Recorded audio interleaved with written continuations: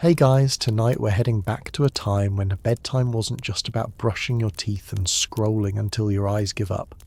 No, if you were a well-mannered Victorian, the hours before sleep were their own bizarre performance.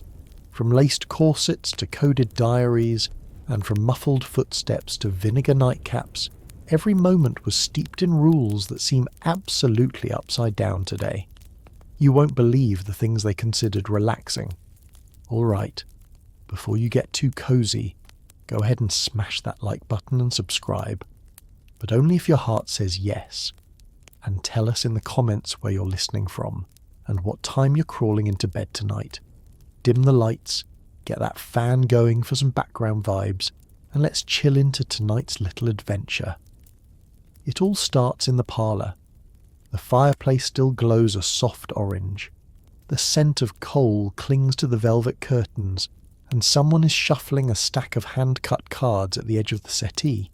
You're still in your evening clothes, your waistcoat stiff, or your skirt trailing against the carpet, but your host insists, just one little game before bed.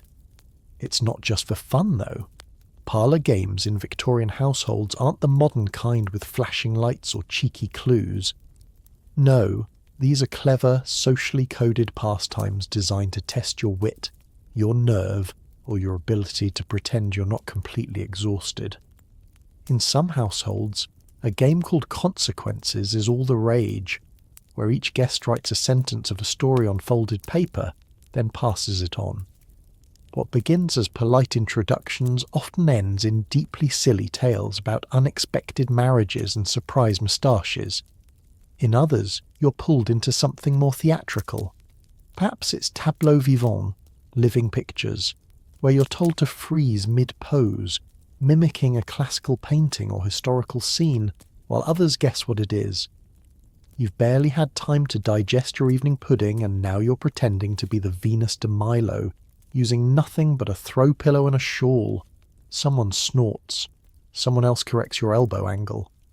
There's also the minister's cat, a word game that seems gentle at first. Everyone takes turns describing the minister's cat with an adjective starting with A, then B, then C, until someone forgets the alphabet or accidentally calls the cat repugnant. Instant scandal. But these aren't just games. They're social tests. A single pause too long, a poorly chosen word, a stifled yawn. That's how gossip begins. You hear it in the way Mrs. Hemsley raises an eyebrow when young Mr. Pratt forgets the rules. He always was a bit slow, she whispers, and now that will follow him to Sunday dinner. You laugh politely, careful not to show teeth. Laughter is fine, but too loud, and you'll be labelled uncultured. Too soft and you're cold. One guest dabs at her forehead with a lace handkerchief. Not because she's hot, but because her hair pomade is beginning to melt near the hearth. Just when you think you're off the hook, someone suggests blind man's bluff. You freeze. That's the physical one. The one where someone is blindfolded and stumbles around the room trying to catch another player by sound alone. You've seen it end in disasters. Tea tables overturned, hands accidentally brushed where they shouldn't be, or worse, someone falling into the aspidistra. And yet, here comes the blindfold. You escape just in time. The host claps her hands and declares 10 o'clock, time to wind down. And with that, everyone begins the ritual retreat toward the upstairs hall. You're grateful, but also aware. The evening has only just begun.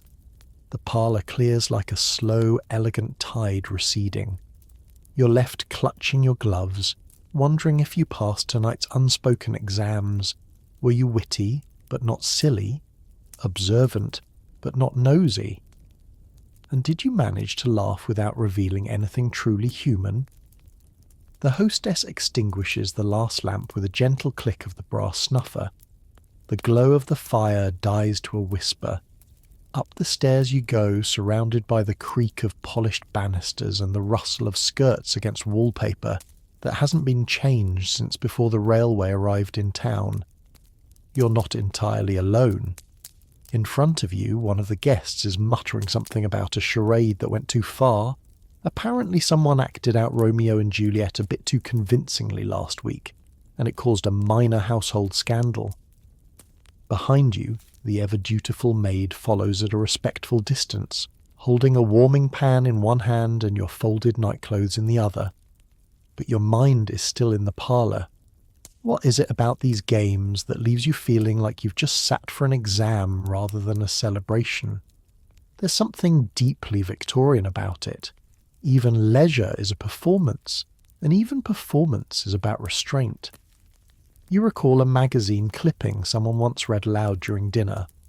It claimed that games like Pass the Slipper were meant to teach graceful concealment of the hands, and the laughing game, where one person must not smile while others try to provoke them, was good training for self-control. It all makes sense now. These aren't just amusements. They're rehearsals for adulthood, for dinners with clients, for managing servants without seeming cold, for receiving guests without revealing the exhaustion stitched into your collarbone. The Victorians were endlessly fond of rules, and what better time to reinforce them than when you're already halfway to surrender? You reach the landing and glance back at the parlour, now dark. One cushion still bears the dent of where you sat. A card lies forgotten near the leg of the piano, and in the silence, you think of the one game you were grateful they didn't suggest tonight. Forfeits. That one's dangerous. In forfeits, you must give up a personal item, your glove, your watch fob, even your handkerchief, and perform a task to win it back. A dance, a rhyme, a secret told softly to the group. It seems harmless, until someone dares you to say who you most admire in the room, or worse, to mimic them. You've seen reputations bruised, courtships upended, and once, just once, a betrothal fast-tracked after an overly honest forfeit task. All before bedtime, you find your door and step inside. Behind you, the maid nods wordlessly and disappears down the narrow servant stairs. You close the door gently. The floor is uneven beneath your stockings. The lamp flickers low. Outside, the city is quiet, but your mind is still wide awake, racing through every phrase you said, every glance exchanged, every unspoken rule you might have broken. Welcome to Victorian bedtime, where even your leisure is laced with lace, and sleep has to wait its turn. You light the bedside lamp with a careful flick of the taper, shielding the flame with your palm like you've seen the housekeeper do 100 times. The match hisses, the oil glows amber, and your shadow leaps to life against the wallpaper roses. You've escaped the parlour, survived the gauntlet of social games, and now, finally, it's time to prepare for bed. Or so you thought. Because in a Victorian household, bedtime isn't just about slipping under the sheets. It begins with what can only be described as a very cautious, very inconvenient battle with cleanliness. The wash basin sits in the corner like it's watching you. It's ceramic, cracked slightly at the rim, and filled with lukewarm water that's gone cold since the maid poured it earlier. There is no sink, no running tap, no privacy curtain, just a chipped pitcher, a thin towel, and a bar of soap so dry it could scratch initials into glass. You remove your outer garments piece by piece. Not all the way, of course. Victorians consider full nudity in the bedroom something to be avoided unless you're in hospital, or have very specific instructions from your doctor. So you keep your shift on, roll up your sleeves, and reach for the sponge. Yes, the sponge. Not a luxurious soft sea sponge. This one is rough and smells faintly of carbolic. Dipping it into the water, you try to ignore the sharp gasp that escapes your lips when the cold hits your skin. You dab, not scrub, at the usual spots. Underarms, neck, hands, and maybe your feet, if you're feeling daring. Washing the face is done last, almost ceremonially. You can't splash too much or drip on the rug. Victorian bathrooms are a luxury reserved for the obscenely wealthy. For you, this porcelain basin and the jug beside it are the evening ritual. And the water? It was likely hauled upstairs in pails, one floor at a time, by a teenage scullery maid with arms like iron. You try not to think about that. When you finally towel off, you don't feel clean so much as obeyed. You've fulfilled the nightly expectation. It's not about comfort. It's about restraint, order, and visible effort. You lift the chamber pot's porcelain lid with the tip of your fingers. It sits beneath a modest wooden chair disguised with floral fabric, an attempt at elegance, though no one is truly fooled. You sit delicately, knees pressed together, eyes fixed forward, hoping no one hears the faint clink of porcelain beneath you. There's no flush, no plumbing, just the same container that's been used since before dinner, and which someone will empty in the morning. And yes, it smells exactly as you'd expect. This is part of the Victorian bedtime, rituals wrapped in politeness, even when there's nothing polite about them. You return the lid and slide the pot back into place, pretending this never happened. You catch your reflection in the mirror, pale, slightly damp, a little dishevelled. But to the Victorian eye, this is bedtime beauty. Not luminous skin or silky robes, but a properly managed process. You've washed in your way. You've used the chamber pot quietly. And now you're ready for the next obstacle, dressing for sleep.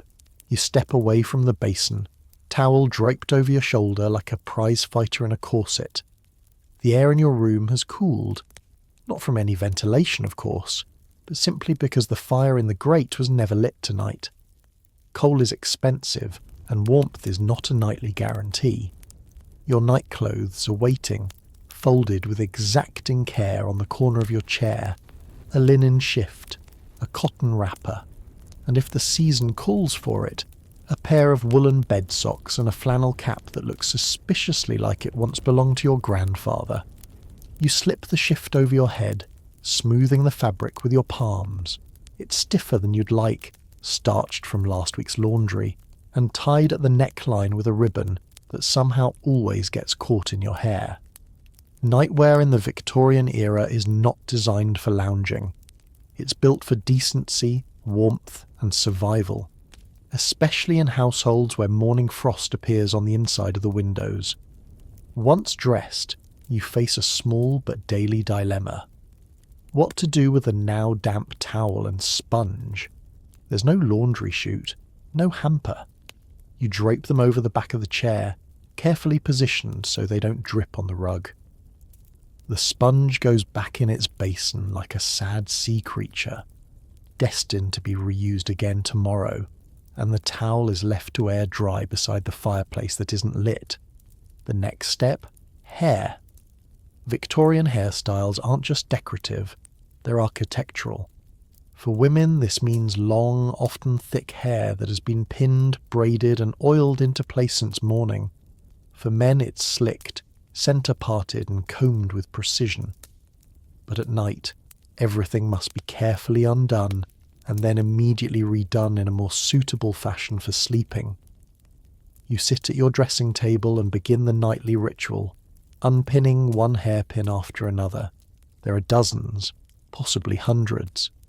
Each one pulled with a little tug, a little sigh.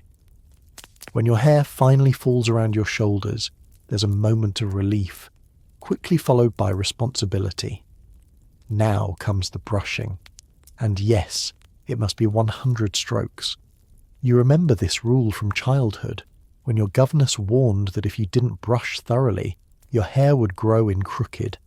You've never figured out what that meant, but the phrase has haunted you enough to keep brushing ever since.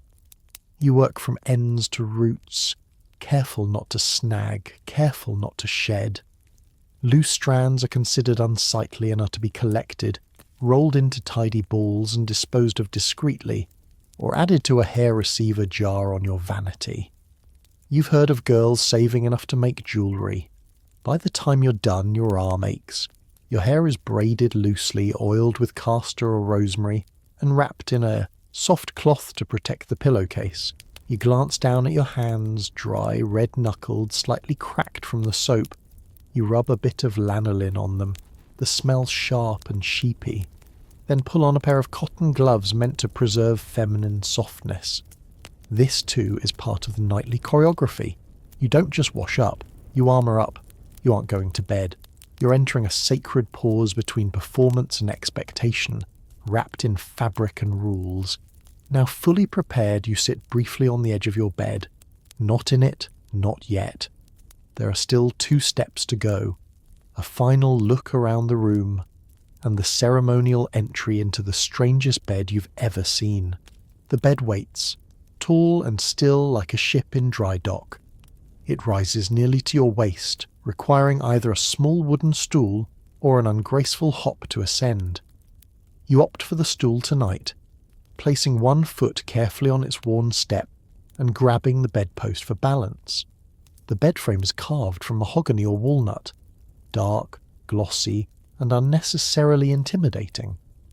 Every surface gleams with polish, but no amount of shine softens the sheer weight of it. This isn't just a place to sleep, it's a piece of architecture. 4 posters rise like columns from the corners, draped in thick curtains of brocade or damask. You pull one back gently and peer inside. The space within the bed is enclosed. A bit too enclosed, perhaps. The curtains are drawn not just for elegance, but for insulation and modesty. Heat is precious, privacy even more so. Once you're in, and the curtains are closed, you are hidden from view, though not necessarily from sound. Victorian walls are thin. The mattress is stuffed with feathers, but years of use have given it an unpredictable topography. There's a slight dip in the middle, where generations of bodies have settled, and faint rustling sounds when you press your hand down. You've heard whispers of mattresses filled with horsehair, seaweed, or even moss in less fortunate homes. Feather stuffing is a luxury, though it has its quirks. Occasionally a sharp quill decides to poke back. And then there are the sheets. Linen, of course, scrubbed stiff and bleached pale. They're cold to the touch, not chilly, icy. You wince slightly as you fold them back. The room might not feel too bad with your nightclothes on, but those sheets have been lying still for hours. Thankfully, someone's placed a bed warmer under the covers, a long-handled pan with glowing coals inside swished between the sheets before your arrival. The scent of metal and singed cotton still lingers. You pull it out carefully and set it on the hearth tile to cool. No one wants to repeat what happened to Cousin Edith last Christmas when the bed warmer leaked and scorched the entire underside of the counterpane. The embroidery never recovered. Sliding into bed is a task requiring both bravery and technique. You climb in slowly, like a soldier entering enemy territory. Knees first, then elbow, then a full-bodied slide into the hollow. The sheets cling, not from moisture, but from the sheer friction of starched fabric and flannel nightwear. Once in position, you draw the heavy counterpane up to your chin and reach for the curtains, pulling them closed around you with a gentle swoosh. Instantly the air changes. It's darker, yes, but also quieter. The curtains muffle the sounds of the house, the creak of the stairs, the rattle of a window panes, the wind brushing against slate rooftops. It's like being inside a padded drawer. You try not to think about the fact that dust gathers up here more than anywhere else. The fringe on the canopy above you sways slightly. With each breath, and somewhere, possibly in the footboard, you hear a faint scuttle. A mouse? A beetle? You hope it's just the wind.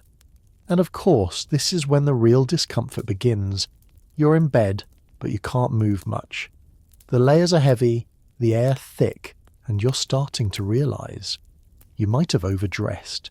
You shift slightly, just a little, to relieve the pressure on your hip, and immediately regret it. The weight of the blankets resettles like a reluctant avalanche, pinning you with flannel authority. There are at least 4 layers: the bottom sheet, the top sheet, a wool blanket, and a monstrous counterpane that feels like it was quilted with bricks. And somewhere inside all this, You're sweating. Victorian beds are not made for airflow. Between the thick curtains, the woolen socks, and the full-length nightdress buttoned to your throat, it's like sleeping inside a thermos. And yet, heaven forbid you sleep with your arms outside the covers. That's practically indecent. And worse, someone might think you're catching a chill. You can't help but glance at the embroidered pillow beside you. It's flatter than expected. Victorian pillows often are, and smells faintly of lavender sachets and starch.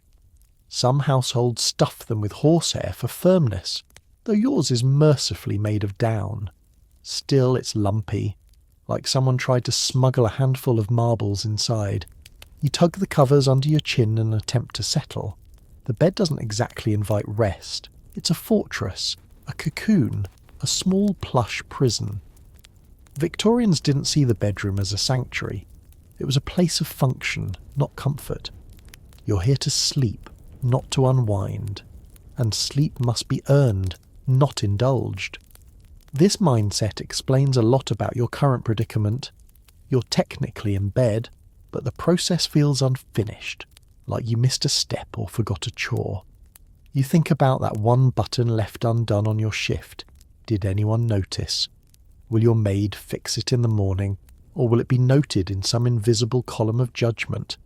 It's no wonder so many Victorians lay awake, not with racing thoughts, but with the tightness of rules stitched into every corner of their lives, even their bed sheets.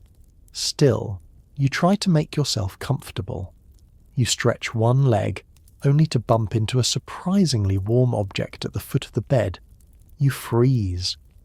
But then you remember it's a bed brick, a small wrapped ceramic stone, heated earlier and tucked under the covers before you came upstairs. The heater's almost faded, but it's still warm enough to toast your toes. You nudge it back into place with appreciation, a small mercy. Some households use hot water bottles instead, made of metal or rubber. Others wrap a baked potato in a cloth, one you'll later eat the next morning with breakfast. There's even a rumour that some eccentric families warm a baked tile and sleep with it like a pet. Victorians were inventive, if not always practical. Your eyes trace the edge of the canopy. A tassel dangles above your head like a velvet pendulum. You exhale softly, and finally your limbs begin to loosen. The bed may be firm and the sheets unyielding, but for now, just now, you've settled into the stillness. Sleep doesn't come quickly, but in a world this rigid, just lying down properly is half the victory. The last glow of the oil lamp fades behind the curtain, and now you're fully immersed in the hush of a Victorian night. Except, of course, you're not quite alone. Because somewhere just outside your door, or perhaps behind it, a quiet presence hovers. Not a ghost, not a shadowy memory, but a servant. Specifically your maid, who sleeps curled up somewhere nearby, never far enough to fully rest, and never close enough to be seen unless summoned. She has her own nighttime choreography, far less ornate than yours, but equally rule-bound. Once she helped you out of your day clothes and into your night clothes, brushing your hair, handing you your brush, retrieving the bed warmer, she disappeared down the hall to her own corner of the house, or rather to the corner inside the house. Because Victorian servants don't have bedrooms in the way you think of them. If she's lucky, she has narrow attic space under the eaves, a cubby with a slanted ceiling and a threadbare curtain instead of a door. But more likely she's sleeping in a converted linen cupboard, a rolling cot shoved beside the scullery, or even on a mattress pulled out from under the stairs. Some houses even built bed-in-a-drawer units, actual sliding compartments beneath stair landings or between closets, where a servant could tuck herself away like a stored quilt, out of sight, always on hand. The architecture of the house reflects the values of the time, hierarchy made physical. Your bedroom is lofty, filled with furniture and air. Hers is practical, closeted, portable. If you ring the bell beside your bed, a pull wire connected to the servant's floor below will rattle, waking her with a clang no matter how deeply she sleeps. Not that she sleeps deeply, she's trained not to, because the night is not hers. Even now, as you settle under your counterpane, she's probably finishing her own ablutions, perhaps wiping her face with a rag dipped in reused bath water, or folding the last of your linens before placing her boots just so beneath her cot. The soundscape of the Victorian night is not silence, but soft movements from behind walls, a shifting floorboard, a cupboard opening, the gentle thud of someone kneeling to stoke a dying hearth or placing kindling in preparation for morning. You can feel it, even from your fortress of sheets. The line between public and private is blurred by routine. Your maid may be invisible most hours, but she is always near. She knows whether you favour your left or right side. She knows if your socks need darning. She sees the strand of hair left on your pillow, the page folded in your diary, the wrinkle in your hem you missed, and in a way this closeness is mutual. You've seen her yawn in the early hours, rub her wrist after pulling water, straighten her collar even when no one is watching. In this house, in this moment, you share a quiet proximity. Two people winding down in parallel, each tucked into separate corners of the same night. You lie there in the dark, half swaddled by your bedsheets, listening, just listening. There's something oddly comforting in knowing your maid is only a bell pull away. Not that you'd ring it. Not unless something truly important arose, like a missing shawl or a particularly persistent draft sneaking through the window frame. Still, just knowing she's there softens the edges of the silence. But beneath the comfort lies a quiet truth. Victorian nights are built on someone else's wakefulness. For you to be warm, someone had to light the fire earlier and monitor the coals. For your sponge bath to appear on cue, someone had to boil water, haul it up 2 flights, and not spill a drop on the stair runner. Even your pillow, with its awkward lump and faint scent of lavender, was fluffed and spritzed by hands more cracked than your own. And those same hands, now folded beneath a thin blanket somewhere behind the pantry door. Sometimes you wonder what she dreams about, if she has time to dream at all. She probably sleeps in the same underclothes she wore to scrub the stairs, wrapped in a shawl that smells faintly of wax polish and lye soap. There's no hairbrush with a silver handle, no embroidered slippers, just a hard mattress, an oil lamp stub, and maybe a biscuit pocketed from the scullery shelf. But she's not the only one. The house pulses with other quiet figures at this hour, a subterranean society of half-sleepers, each one linked to someone else's comfort. There's the butler who checks the locks, the footman who ensures the back gate is bolted, the cook's assistant who preps the oats for morning porridge. They move like ghosts through the corridors, but unlike ghosts, they carry buckets and wipe things down. Meanwhile, above them, you lie in a cocoon of expectation. To sleep peacefully, you're meant to pretend these lives don't exist after dark, that everything resets once the gaslights are turned down, that the house sleeps top to bottom. But of course, it doesn't. And perhaps that's why you still haven't fallen asleep. You sit up just slightly, peeking through a gap in the curtain. The hallway lamp has been dimmed to a dull glow, the kind that turns brass into shadow. You see no movement, but you can sense it, like the aftertaste of motion. It's a strange coexistence, this shared night. Intimacy without conversation, dependence without acknowledgement, and yet you know her footsteps. You recognise the sound of her breath when she quietly folds laundry at dawn. You see her, though rarely fully, in the small things. The way the edge of the rug is always straightened, or how your brush is placed exactly where your hand expects it. In some small way, this is her room too. Just as the house doesn't truly sleep, neither do its rituals. Your sleep is bookended by someone else's labour, and as you finally begin to drift, you're aware, perhaps more than ever, of the web of unseen gestures that made this quiet moment possible.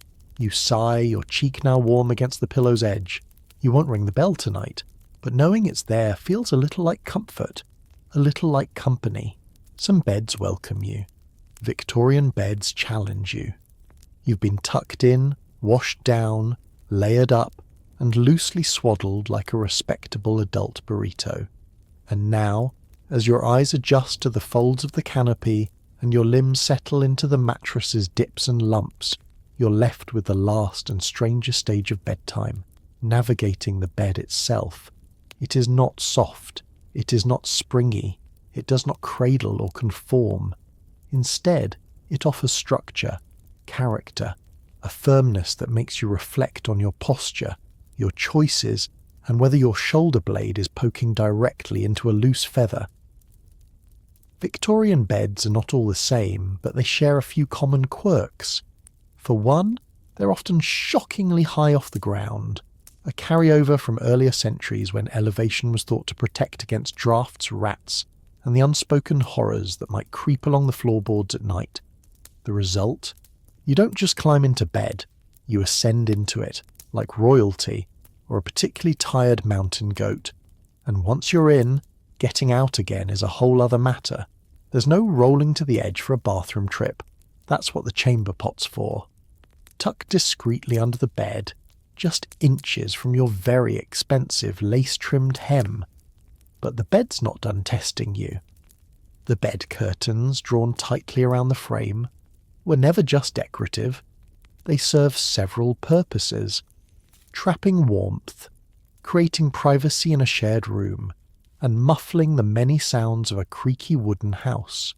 Still, once closed, the curtains transform your world. The air inside grows still and heavy. The scent of wool, lavender, and polished wood wraps around you like a second blanket. You can't see the moonlight. You can barely hear the world beyond the fabric. The mattress creaks gently with each breath, a reminder that this bed, like the rest of the house, is still very much alive. Some beds creak more than others. You've heard tales of beds that groan so loudly on windy nights they wake the entire floor. Others are nearly silent, so silent you become convinced you've slipped into another world entirely. You're not sure which is worse. And then there's the matter of what's actually inside the mattress. In your case, you're lucky. It's stuffed with feathers, though they've bunched and shifted over the years into strange little ridges and valleys. But other beds, even in respectable homes, are filled with less glamorous materials. Horsehair, straw, coconut fibre, or in the countryside, dried bracken and hay. Some even mix in chopped rags to soften the feel. Every so often, you hear about someone discovering a long-lost comb, a broken locket, or a child's marble inside their mattress. Bedtime archaeology, Victorian edition. You shift again, trying to find a dip that cradles instead of prods. Your foot brushes the edge of the bed frame. Cold iron or carved wood, depending on the season. You pull it back quickly. The layers of sheets and blankets may trap your body heat, but they can't shield you from the odd chill that creeps in at the corners. And so you lie there, arms tucked in, collar buttoned, socks up, listening to the mattress, to the curtains, to the soft shuffle of the house continuing its own routine without you. Because even when you're in bed, in the Victorian era, you're never quite at rest. You adjust your pillow, flattening it with one hand while trying not to disturb the fragile stack of everything else pressing down on you. There's a specific art to managing the Victorian bed once you're in it. You can't toss or turn freely, not with the tightly tucked hospital corners or the stiff nightclothes cinching you like a gentle punishment. And if you do manage to shift your position, you'll likely just create a new wrinkle that will annoy you for the next hour. You try turning to your side, but the feather-stuffed mattress doesn't take kindly to motion. It shifts unevenly beneath your hip like a boat with one too many passengers on one side. The curtain beside your face stirs slightly, as your breath rebounds off the fabric. And just like that, you're keenly aware that you're boxed in, layered, swaddled, sealed. You could pull back the curtain, but that would let in the cold, and the night air has its own set of disapproving whispers, so you stay in your little fabric cave adjusting in millimeters, not inches. You can't help but think of how strange the Victorian idea of comfort really is. Everything about this bed is a contradiction. It's tall and imposing, but fragile in the joints. It's soft in name, but stiff in feel. It's meant to protect you from the world, but somehow feels like it's judging you too. Still, there are perks, if you know where to look. That warming pan you set aside earlier has left a faint line of heat down by your ankles, and the counterpane, for all its unnecessary embroidery and lace fringe, holds warmth like a fortress wall. You reach down to check that the bed brick is still warm, just a faint heat left now, nestled in a sock to keep it from burning your feet. It's not fancy, but it's effective.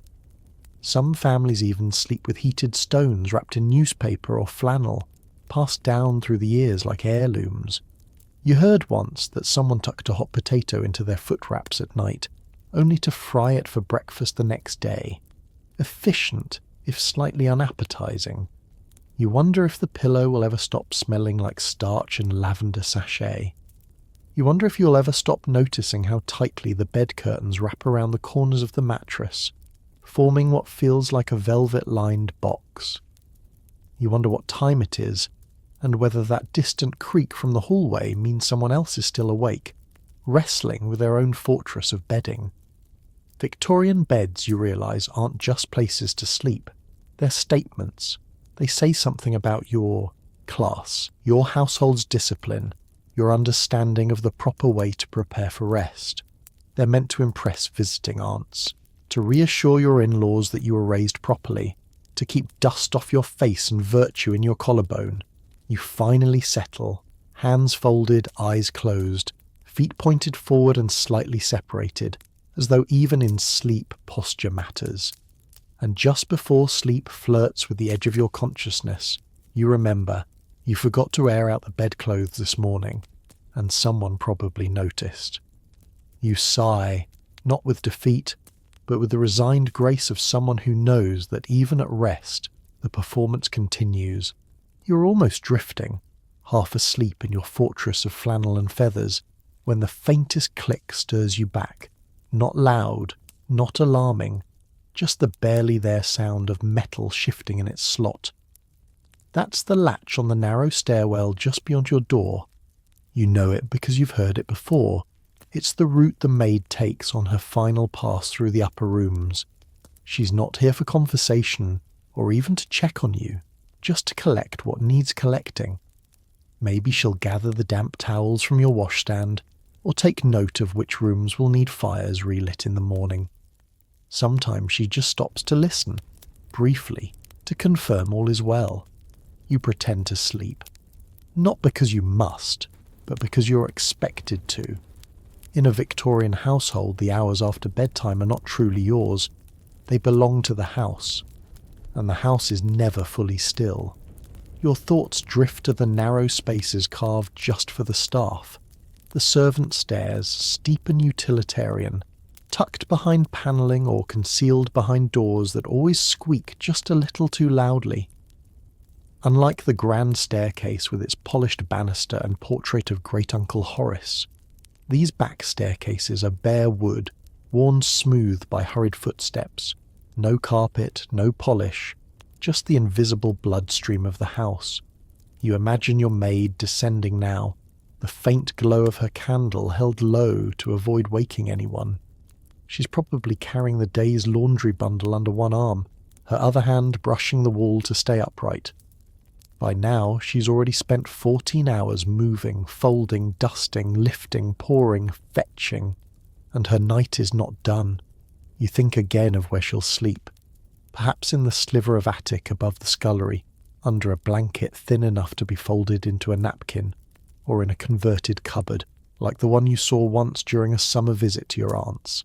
just wide enough for a cot and a trunk with a dangling string to signal a bell pull. She might even sleep in the bed recess built into the wall of the laundry room, behind a thin curtain that barely keeps the draft out. These were common in Victorian homes, especially for housemaids expected to wake before the family. They're designed for access, not comfort. You recall once in winter seeing frost on the inside of the pantry window. It had crept in overnight, etching delicate spirals across the glass. You had stood there mesmerised.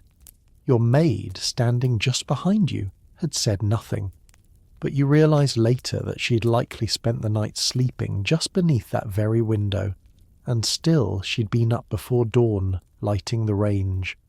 The Victorian house at night is more than furniture and etiquette. It's a shifting ecosystem, built on the movement of invisible hands. The beds are warm because someone rose early. The wash basin is full because someone carried the weight.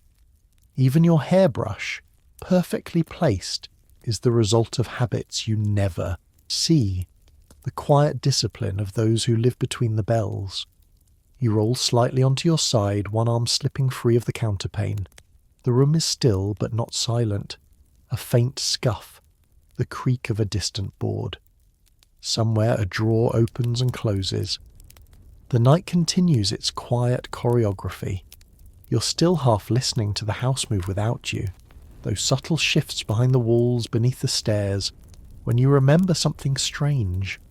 Once, during a stay in your cousin's townhouse, you woke up to find the fire already lit, the curtains already drawn, and a warm cloth folded beside your pillow, all without ever seeing anyone enter. It's the peculiar magic of a Victorian household. Invisible labour timed to perfection. It's also the reason why so many servants sleep near their masters, sometimes even inside the bedroom itself. You've heard of households where a junior maid sleeps on a small cot at the foot of the bed. Others slide narrow truckle beds, thin wooden frames on casters, out from beneath the master's bed frame at night, then tuck them back under before sunrise. Some rooms even have built-in servant alcoves, tiny half rooms partitioned off behind a curtain, no wider than a wardrobe. The goal is proximity, efficiency, the quiet promise that someone is always near, just not so near as to be seen. In grander homes, the valet or lady's maid might retire to a dedicated servant's bedroom nearby. But even then, the door is always left slightly ajar, or the bell-pull string coiled neatly at the bedside. Sleep is conditional, light, easily broken by duty. Your own maid sleeps just across the hall, you think, or perhaps in the cupboard behind the linen press. You're not quite sure. You've never asked. It would be odd to ask. Not rude, exactly, but improper, as if noticing her rest somehow implies she shouldn't have it. And yet, you're hyper-aware of her schedule. You know she rises before the sky turns blue, that she moves without shoes so the hallway won't echo, that she warms her hands over the kettle before lacing your corset. These are the facts you learn not through conversation, but through pattern, presence, silence. There's a particular stillness in this kind of shared night. A pause where two lives briefly exist in parallel, just a wall apart with wildly different rhythms.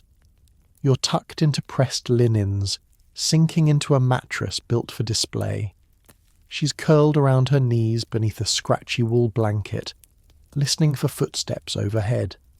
You're both breathing the same cold air. You wonder, not for the first time, how often she lies awake thinking of you. Not you as a person, but you as a set of tasks. A hair to brush, a gown to starch, a bell to answer. You realise uncomfortably that in her dreams you probably appear only in verbs. You shift in bed again, more carefully this time, not to settle your own comfort, but as if not to disturb someone through the floor. It's a strange empathy, this bedtime awareness. The quiet guilt of being restful only because someone else can't be. Eventually your thoughts drift back to your own world, your own anxieties. The letter you forgot to answer, the new gloves that pinch, the side table drawer that's begun to stick. Small things, manageable. But even now, as your limbs begin to soften, you hear one last distant sound, a faint clink of metal. Maybe a kettle lid, maybe the warming pan being emptied. Then silence. And that's when you know the house is finally still. You think you're done for the night. You've washed, changed, climbed, adjusted, listened, and at last you've begun to settle into the rigid embrace of your Victorian mattress. But just as your breath starts to slow and your limbs grow heavier beneath the counterpane, you remember you forgot your nightcap. And no, not the tasselled cotton hat hanging uselessly on the bedpost. You're not that old-fashioned, not yet. What you forgot is the drink, because in a Victorian household, bedtime is rarely dry. You fumble gently for the tray on your bedside table. It's there, just where your maid placed it. A small ceramic jug, a narrow glass, and beside them, a faint whiff of something. Pungent, herbal, slightly acidic. Tonight's drink is a vinegar cordial with cloves. You grimace before you even lift the lid. Victorian nightcaps are not the cosy mugs of hot cocoa modern minds imagine. They range from the merely odd to the borderline alarming. Some families swear by warm milk with nutmeg.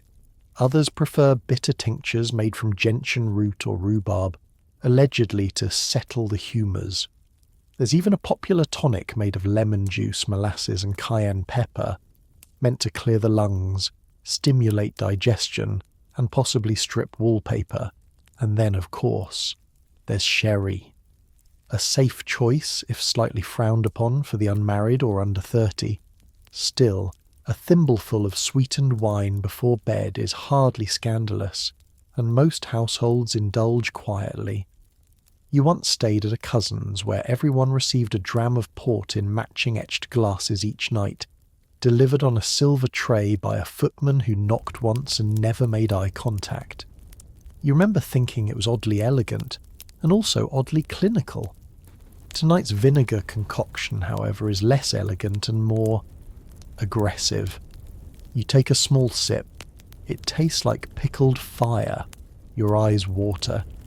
But apparently it helps prevent night vapours, whatever those are.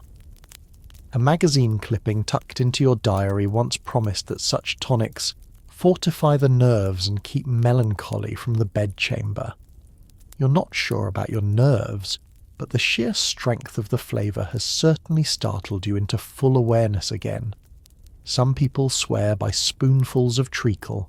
Others take drops of tincture of valerian or even raw garlic syrup. There's a rumour in town that the ironmonger's wife drinks onion water before bed and hasn't caught a head cold in 12 years. You'd rather risk the cold.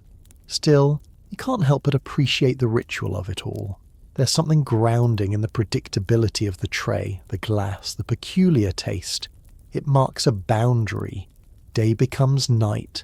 Action becomes stillness. It's less about pleasure and more about punctuation. You place the empty glass back on the tray, careful not to clink. The flavour lingers on your tongue like an unresolved question. You settle back against your pillow, warmth spreading down your chest in a slow, stubborn bloom. And now, perhaps you're ready to sleep. But even as your body begins to yield, your mind starts to drift toward the other kind of nightcap, the one you didn't drink. The one your cousin mentioned once in a whispered confession during a summer stay. The bottle kept in a locked drawer. The one she called the sleep syrup. You never asked what was in it. You leaned deeper into the pillow, the taste of that clove vinegar nightcap still tingling unpleasantly at the back of your throat. It's not pleasant, but it's familiar. And in a Victorian bedroom, familiarity holds more value than flavour. You stare up at the canopy above. The fringe sways ever so slightly with your breath, and for a long moment that awful little sip starts to work. Your limbs feel less like tension wires, Your jaw unclenches, your toes stop curling in protest at the cold. Still, not everyone in your circle is as committed to vinegar and milk. Some, quietly, carefully, prefer something stronger. You think again of your cousin's whispered sleep syrup, the bottle she kept wrapped in an old stocking hidden inside her embroidery drawer. It wasn't wine or cordial, but some odd concoction she bought from a travelling apothecary. Brown glass, no label, just to smell like overripe roses and anise. She only took it when the days were particularly bad, she said, or when the house was especially loud, or quiet. You remember her face the morning after, still flat, a little too pale, not unhappy, just distant. Of course, you'd never touch anything like that. Your house is respectable. You drink your vinegar, you wrap your feet, and you fall asleep the traditional way. Slowly, deliberately, one rule at a time. Still, as your fingers find the edge of the counterpane and fold it more neatly beneath your arm, you know that Victorian bedtime drinks come in many forms. Your neighbour, the sharp old widow with the creaking knees, swears by a heated mug of beef tea.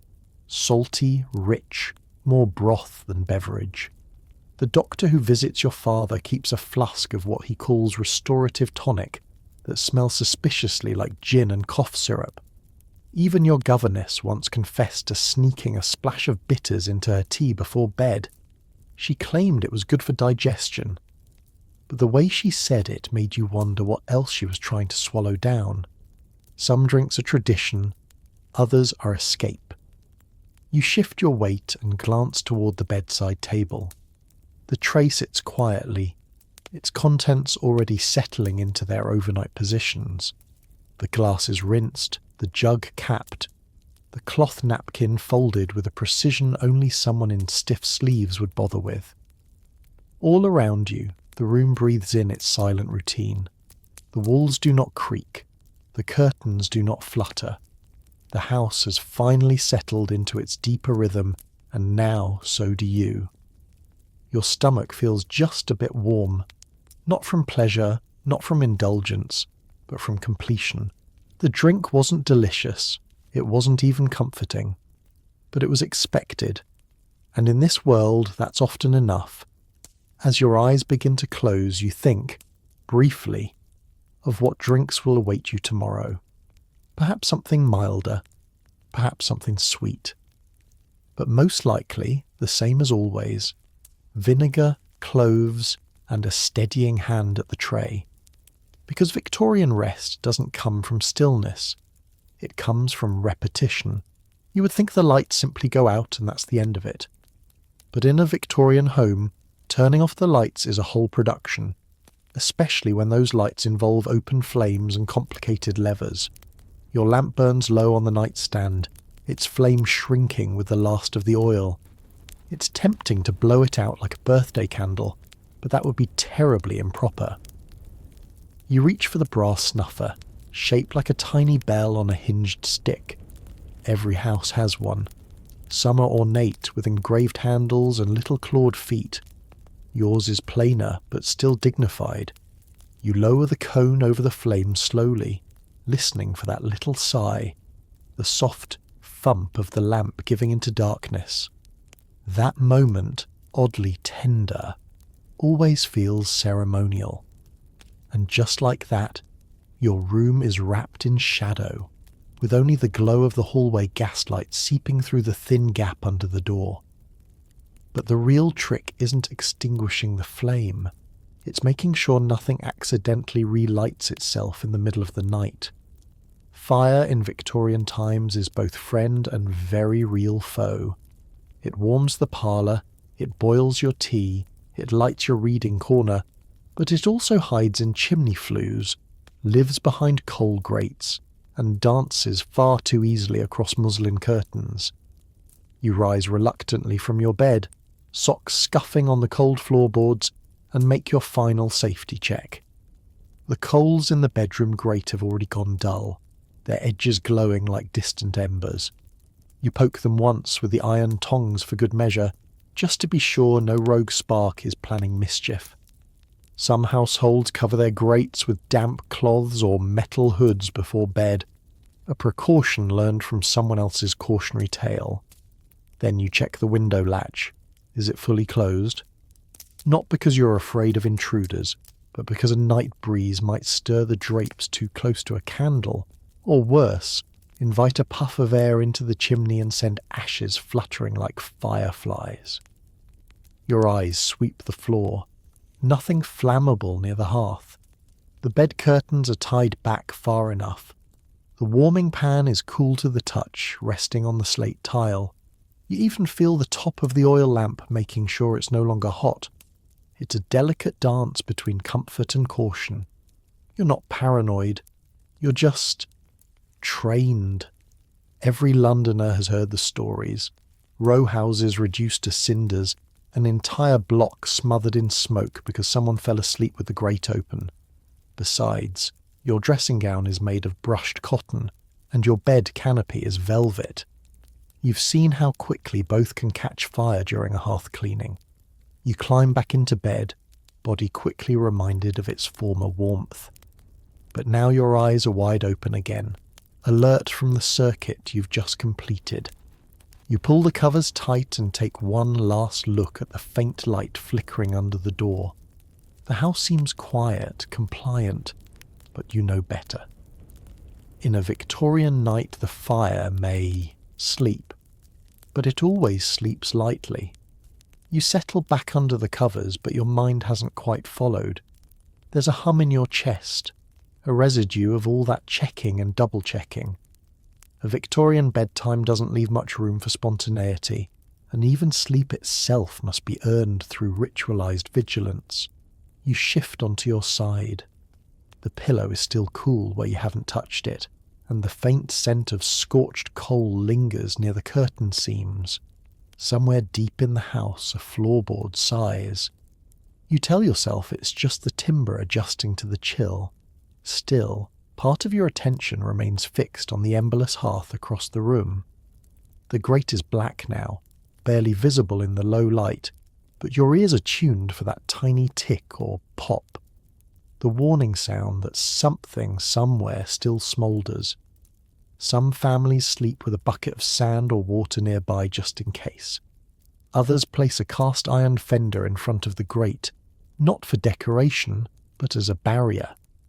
You once heard of a household that left a pot of flour on the mantel, convinced it would somehow smother a flame faster than anyone could react. Flour, as if fire plays by baking rules. You try to laugh quietly to yourself, but your throat's dry. You reach again for the jug on your side table, careful not to knock anything over.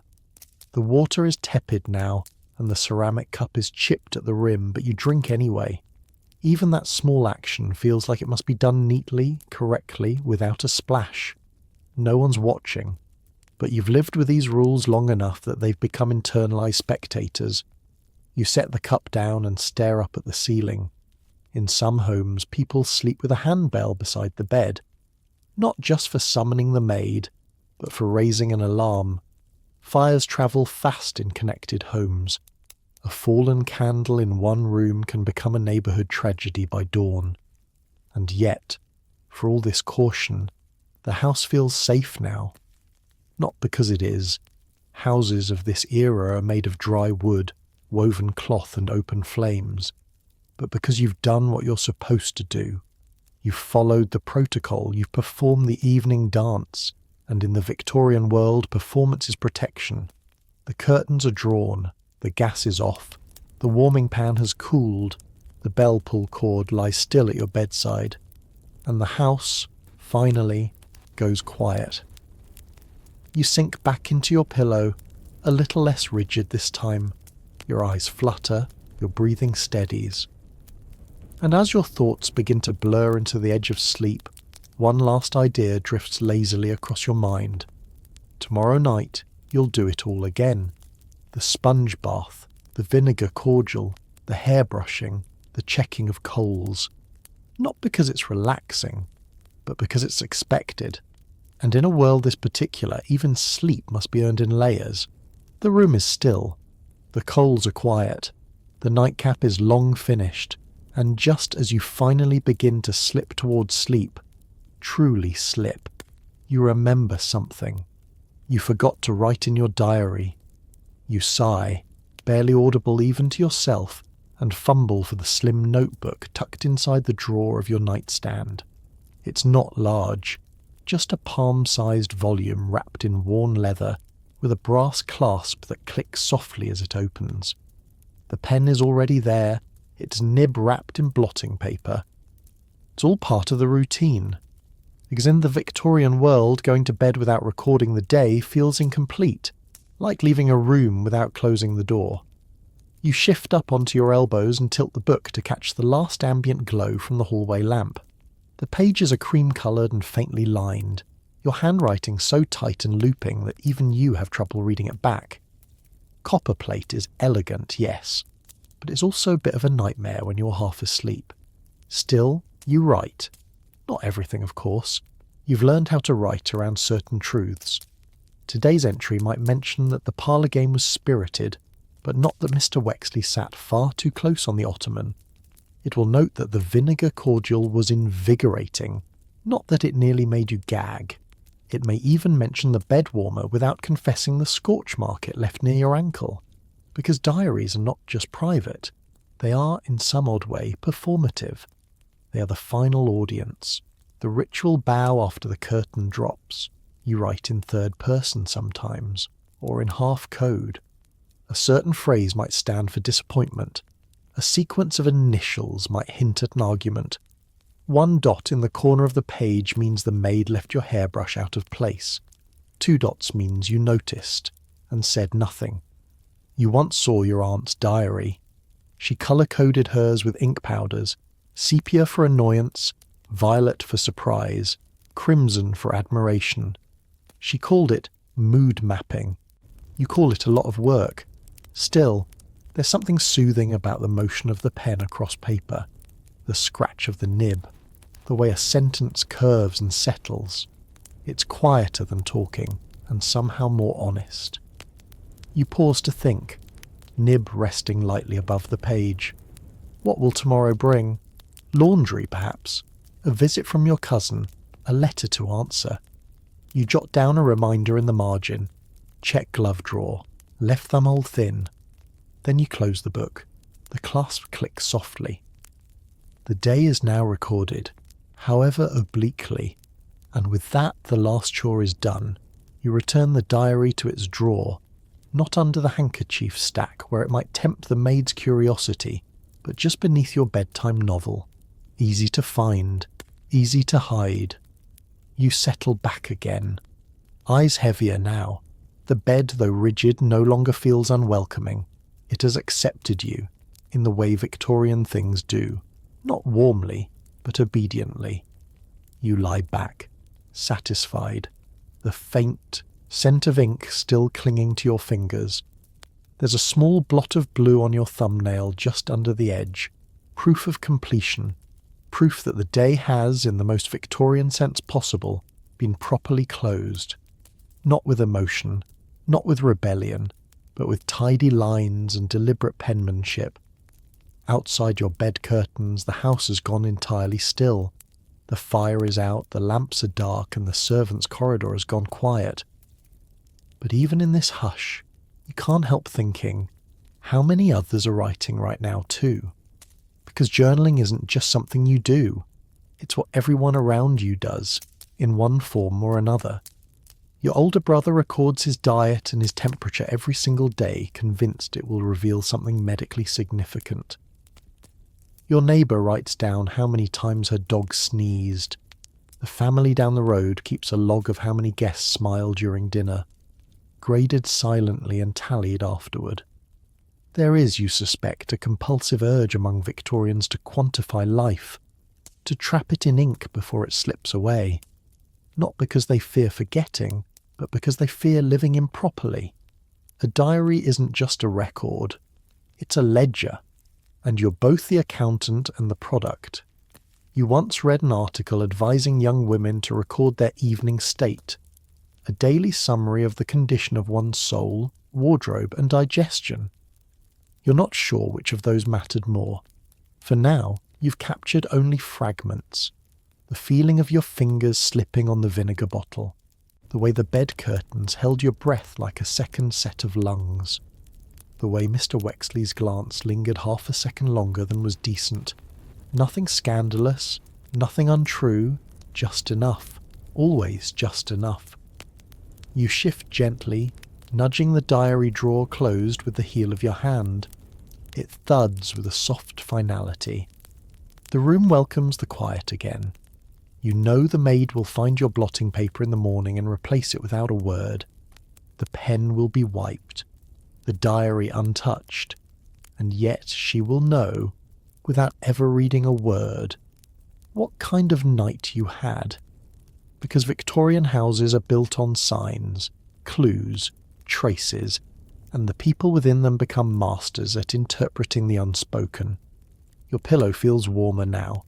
The bed has stopped resisting your shape.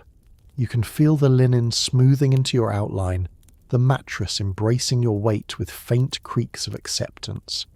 Outside the wind shifts, a shutter stirs, but you're part of the night. The writing, the review, the reckoning is done.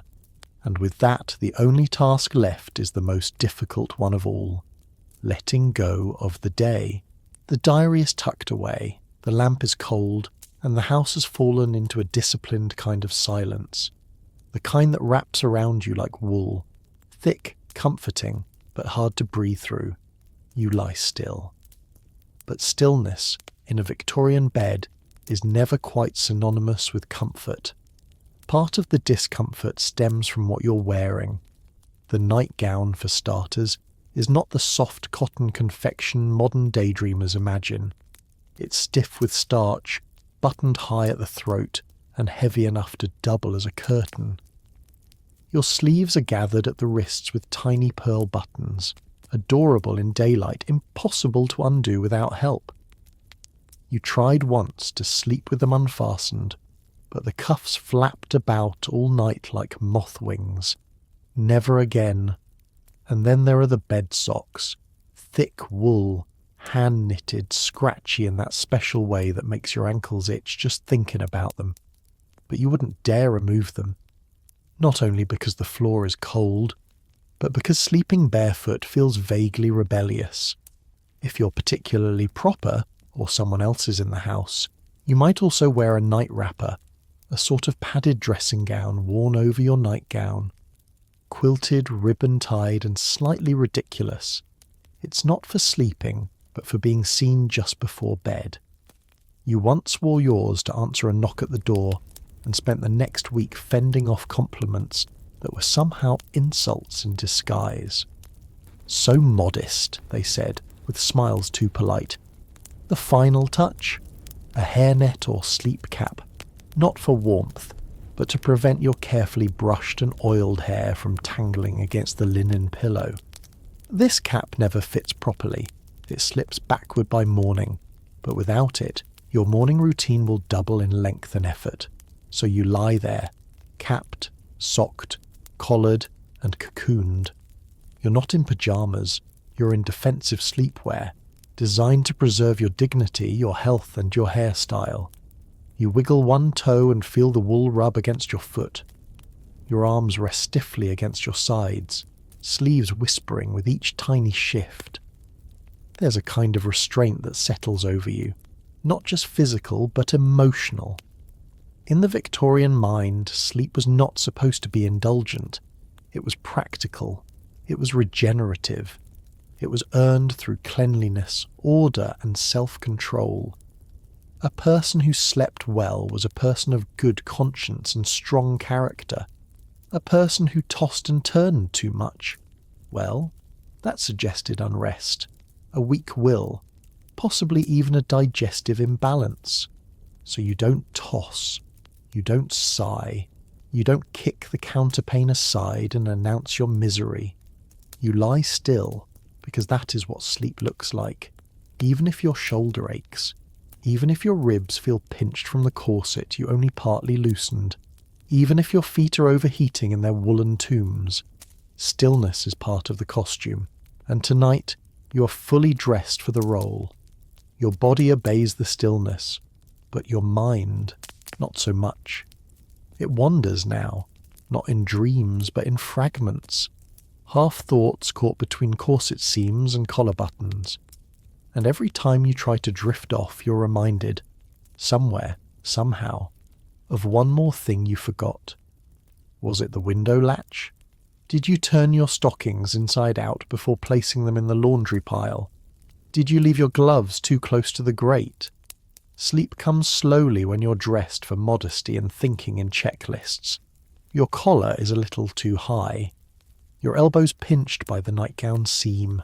And while you long to push the counterpane back, you know doing so would break the unspoken code. Endure quietly.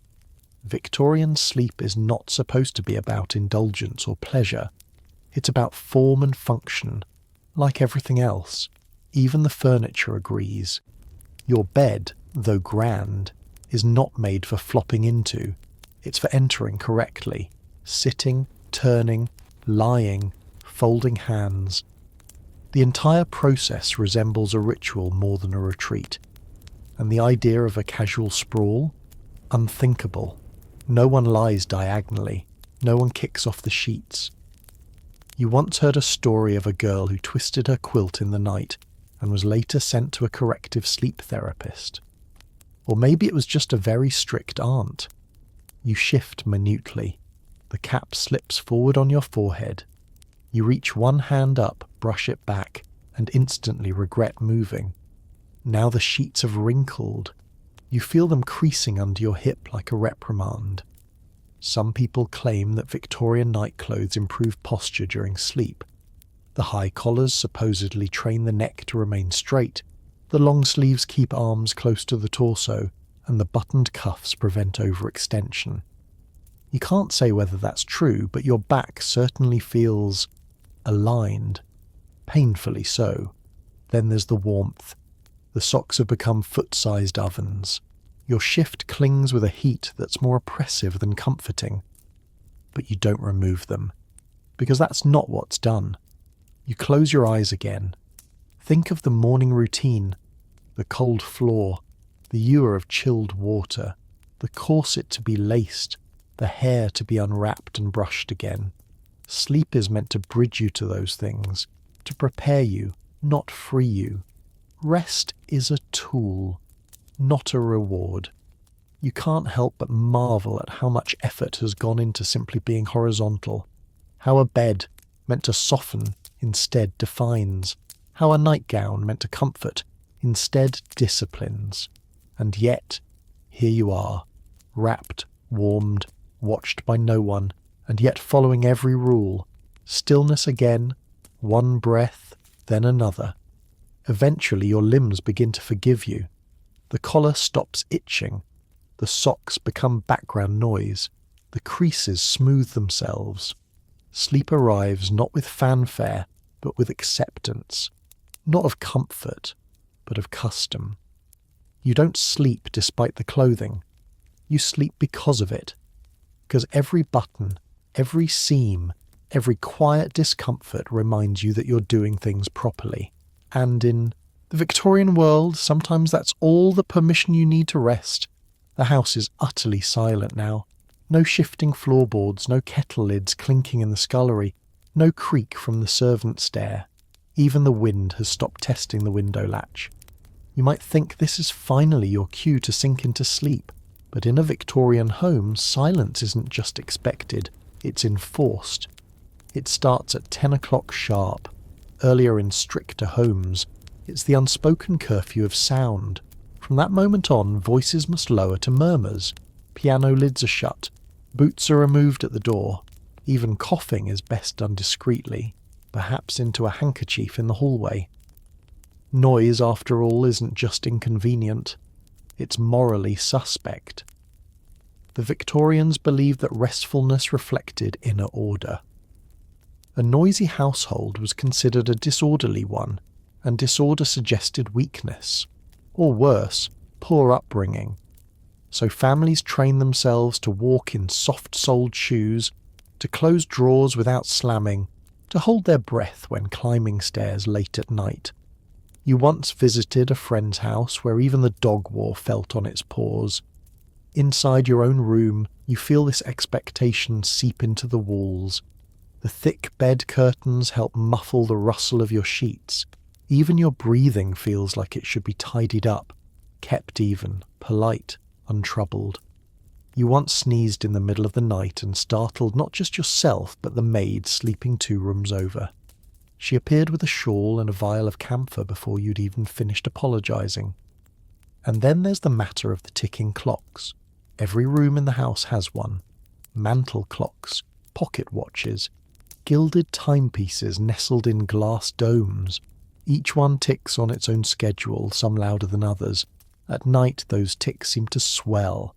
You hear the one on your dresser, precise and slightly aggressive. From down the hall comes the more sluggish grandfather clock, its deep click like a pulse in the floorboards. Together they form a strange kind of music. Not a lullaby, more like a metronome of restraint. You were taught to fall asleep to this rhythm. Never to a lullaby or bedtime story. Those were for children. Adults learn to sleep to the sound of barely audible discipline. A neighbour once confessed she couldn't sleep without the hall clock ticking. It reassured her that time was moving forward, that everything was still in its place. When the clock stopped one night, just a wound-down spring, she stayed awake till dawn, convinced something had gone terribly wrong. You don't blame her.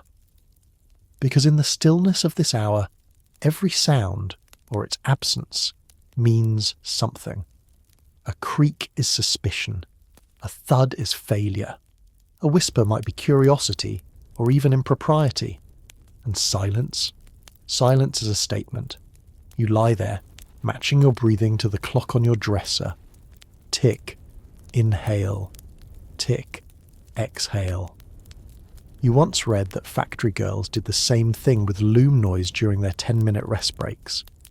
It trained the body to rest in rhythm with its environment. It's a strange, subconscious kind of obedience. But tonight, the rhythm works. The quiet isn't empty. It's structured. It's civilized. And in its grip, you find yourself slowly unravelling.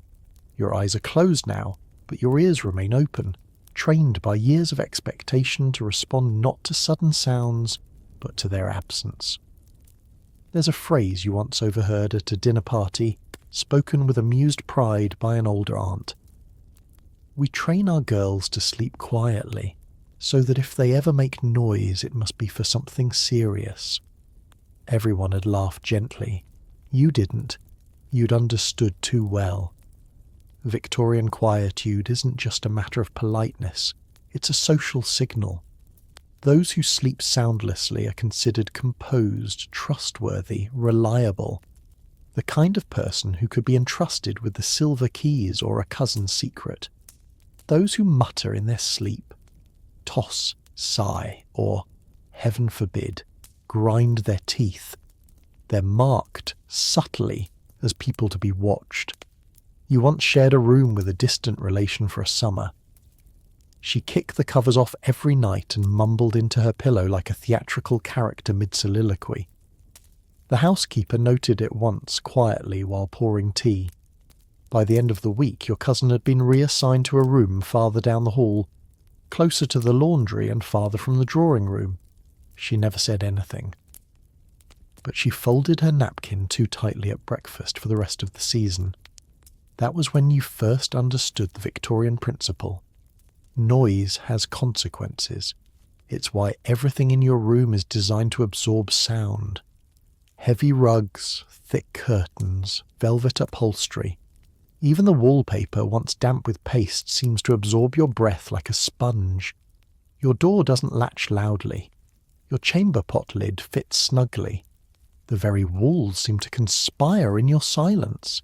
And yet, ironically, it's the tiniest noises that begin to comfort you now.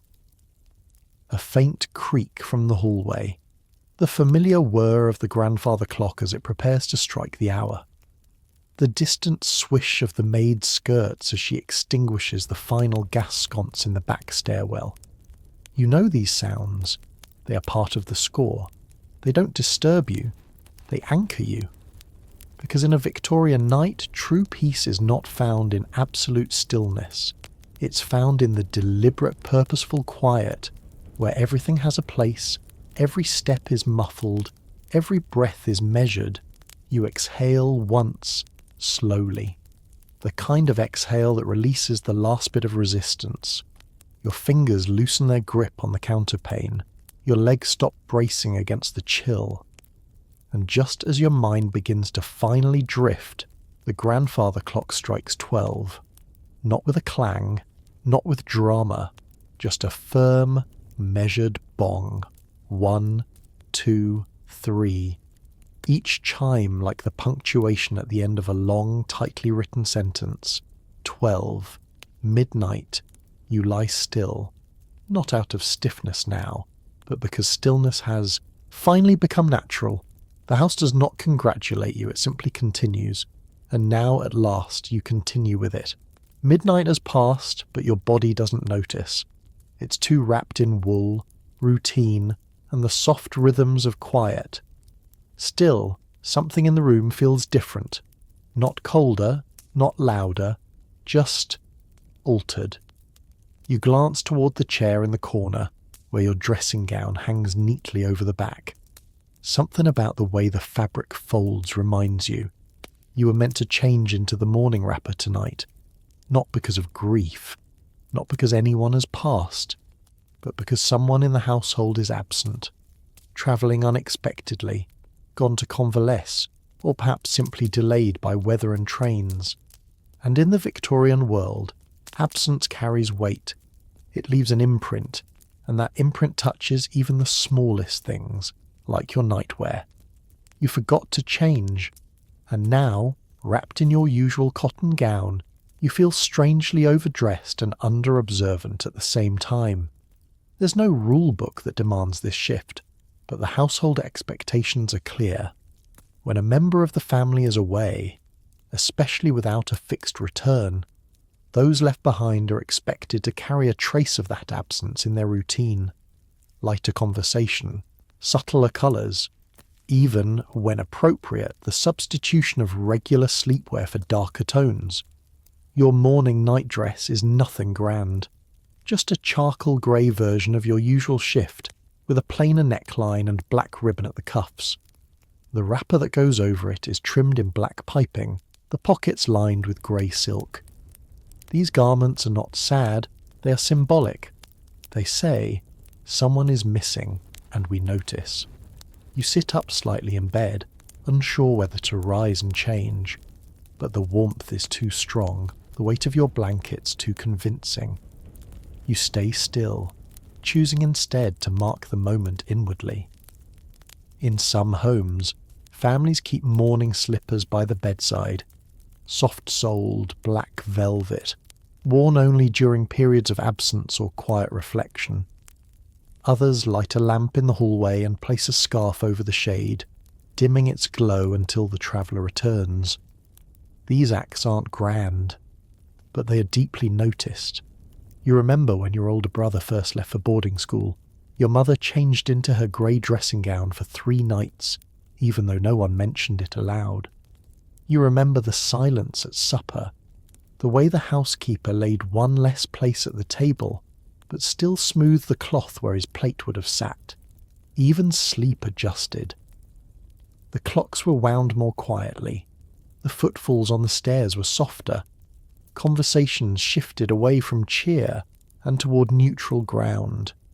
Even the parlour games became subdued, as though laughter could disturb the balance. Now, as you lie in your regular bedclothes, you feel like you've broken something small. Not a rule, but a rhythm. Still, you whisper the person's name in your head. Just once. Just enough to acknowledge. And then you close your eyes. The house does not punish you, but you know it noticed. You lie still now, swaddled in the wrong nightdress, half wrapped in the right intention. The grey wrapper remains folded in the wardrobe. The black ribbon remains untouched. But even so, the gesture lingers, not in what you wore, but in what you remembered too late. That, perhaps, is the very heart of Victorian life. Not always doing the right thing, but being perpetually aware of what the right thing would have been. Mourning in the Victorian era isn't just for the dead. It seeps into the everyday, quietly colouring the hours when someone is simply not present. A missed dinner, a journey delayed, a letter left unanswered. These absences are not shrugged off. They are honoured in small, deliberate ways, through posture, through silence, through the softening of one's tone while brushing one's hair. Even dreams change during these times, or at least you're told they do. Some believe that when someone you care for is far from home, your sleep becomes more delicate, more prone to waking, more vivid in imagery, as if the mind itself is reaching across distance to say, I remember. I still shape my life around your outline, even while you're gone. You once heard of a woman who slept on only one side of her bed whenever her sister was travelling, not because she expected her to return that night, but because it felt disloyal to use the space fully without her. The maids noticed, of course. The bed was easier to make. You think now of the space beside you, unused, untouched, not because someone sleeps there when present, but because that half of the bed feels more like a margin, an empty space for someone not here, but not forgotten. The house senses these things. You're certain of it. The hallway sounds quieter, the servant's tread on the stairs softer. The ticking of the clock seems more thoughtful, less demanding. The hearth was left unlit tonight, not out of oversight, but out of awareness. Warmth can sometimes feel like too bold a statement. Victorian morning isn't always draped in black veils or locked rooms. Sometimes it's a missed conversation, a quieter good night, a deliberate choice not to smile too widely in the mirror. You turn gently on your side, pulling the covers with you. Your legs shift inside their woolen socks. The sleeve of your nightgown tugs slightly at your shoulder. You wish, just briefly, that you'd had the presence of mind to put on the grey one. But perhaps remembering is enough. Your eyes begin to flutter closed again, not with guilt, but with recognition. This is part of the evening now. This soft, shadowed space between presence and absence. And in a few days, when the person returns, everything will resume. The lighter gown, the fuller dinner conversation, the usual firmness in your pillow. But tonight, the silence means something. And though you're not dressed in mourning, your sleep will wear it well. Sleep flirts with you now, close enough to touch, but just evasive enough to linger out of reach. And you suspect it has less to do with your nightdress, or the socks slowly roasting your feet, and more to do with something far stranger, the way you're lying. Because in Victorian bedrooms, even your sleep position comes with expectations. You shift slightly, flattening onto your back, then hesitate. Sleeping on your back is acceptable, regal even, but only if your hands are folded neatly over your stomach. Any looser, and you risk looking slovenly, or worse, unladylike. You try your side. That's often recommended in health manuals, especially the left side, supposedly better for digestion. But then again, the family physician once said sleeping on one's left could encourage bilious temperament, whatever that means. You tuck your knees in slightly, then remember reading somewhere that curled posture in adults suggests an undisciplined mind. Even in unconsciousness, your body's being observed, if not by others, then by rules etched deep into culture. Some women are taught to sleep flat with their chins lifted, so their jawlines remain elegant. Others use extra pillows to raise their heads, convinced it discourages wrinkles or improves the complexion. You once stayed with a cousin who tied a silk ribbon under her chin every night to refine her jaw in sleep. You're not sure it worked, But she married well, so perhaps that wasn't the point. And then there's the pillow itself, too high, and your neck cramps, too low, and your face presses into fabric soaked with pomade and starch. You fluff it just enough to balance your ears, but not so much that it creases your hairstyle. A small compromise, one of hundreds. You think just briefly about your maid. Does she go through this? Does she lie awake worrying about her wrist position, or how her hair might crease against her cheek? Or does she collapse onto her cot like a dropped coat, too tired to care? You envy that, in a quiet, traitorous way. You once dared to sleep on your stomach during an illness when you couldn't bear the pressure on your ribs. The next morning, your governess raised a disapproving eyebrow and said it was the posture of animals. You've never done it since. Even in the privacy of your own bed, posture is a performance. But performance is safety. In this world, you are what you appear to be, even asleep. So you settle, back onto your side, knees carefully spaced, arms crossed gently at the waist, like a portrait, like someone preparing to be remembered properly. You sigh, not from exhaustion, but from tension slowly releasing under the weight of familiarity. This is the way you've slept for years, not the way your body wants to, perhaps, but the way it knows how. Outside the window, a breeze brushes against the pane. You don't open your eyes, you don't stir. The moment passes, and now, just maybe, sleep will finally take the shape it's supposed to. You lie there, arranged more than relaxed in the officially sanctioned Victorian sleep position, side-lying, modest, motionless. The bed doesn't soften with time, but your body finally stops resisting it. Sleep seems closer now, and yet one last obstacle remains: your dreams, because even those in this strange and proper world are subject to expectation and superstition. Victorians didn't believe dreams were just passing whims. They were omens, warnings, echoes of one's moral state. You were raised on the idea that what visited you at night was shaped by how you behaved during the day, what you ate, what you said, whether you'd spoken too sharply or held in a sneeze too long. You glanced toward your pillow.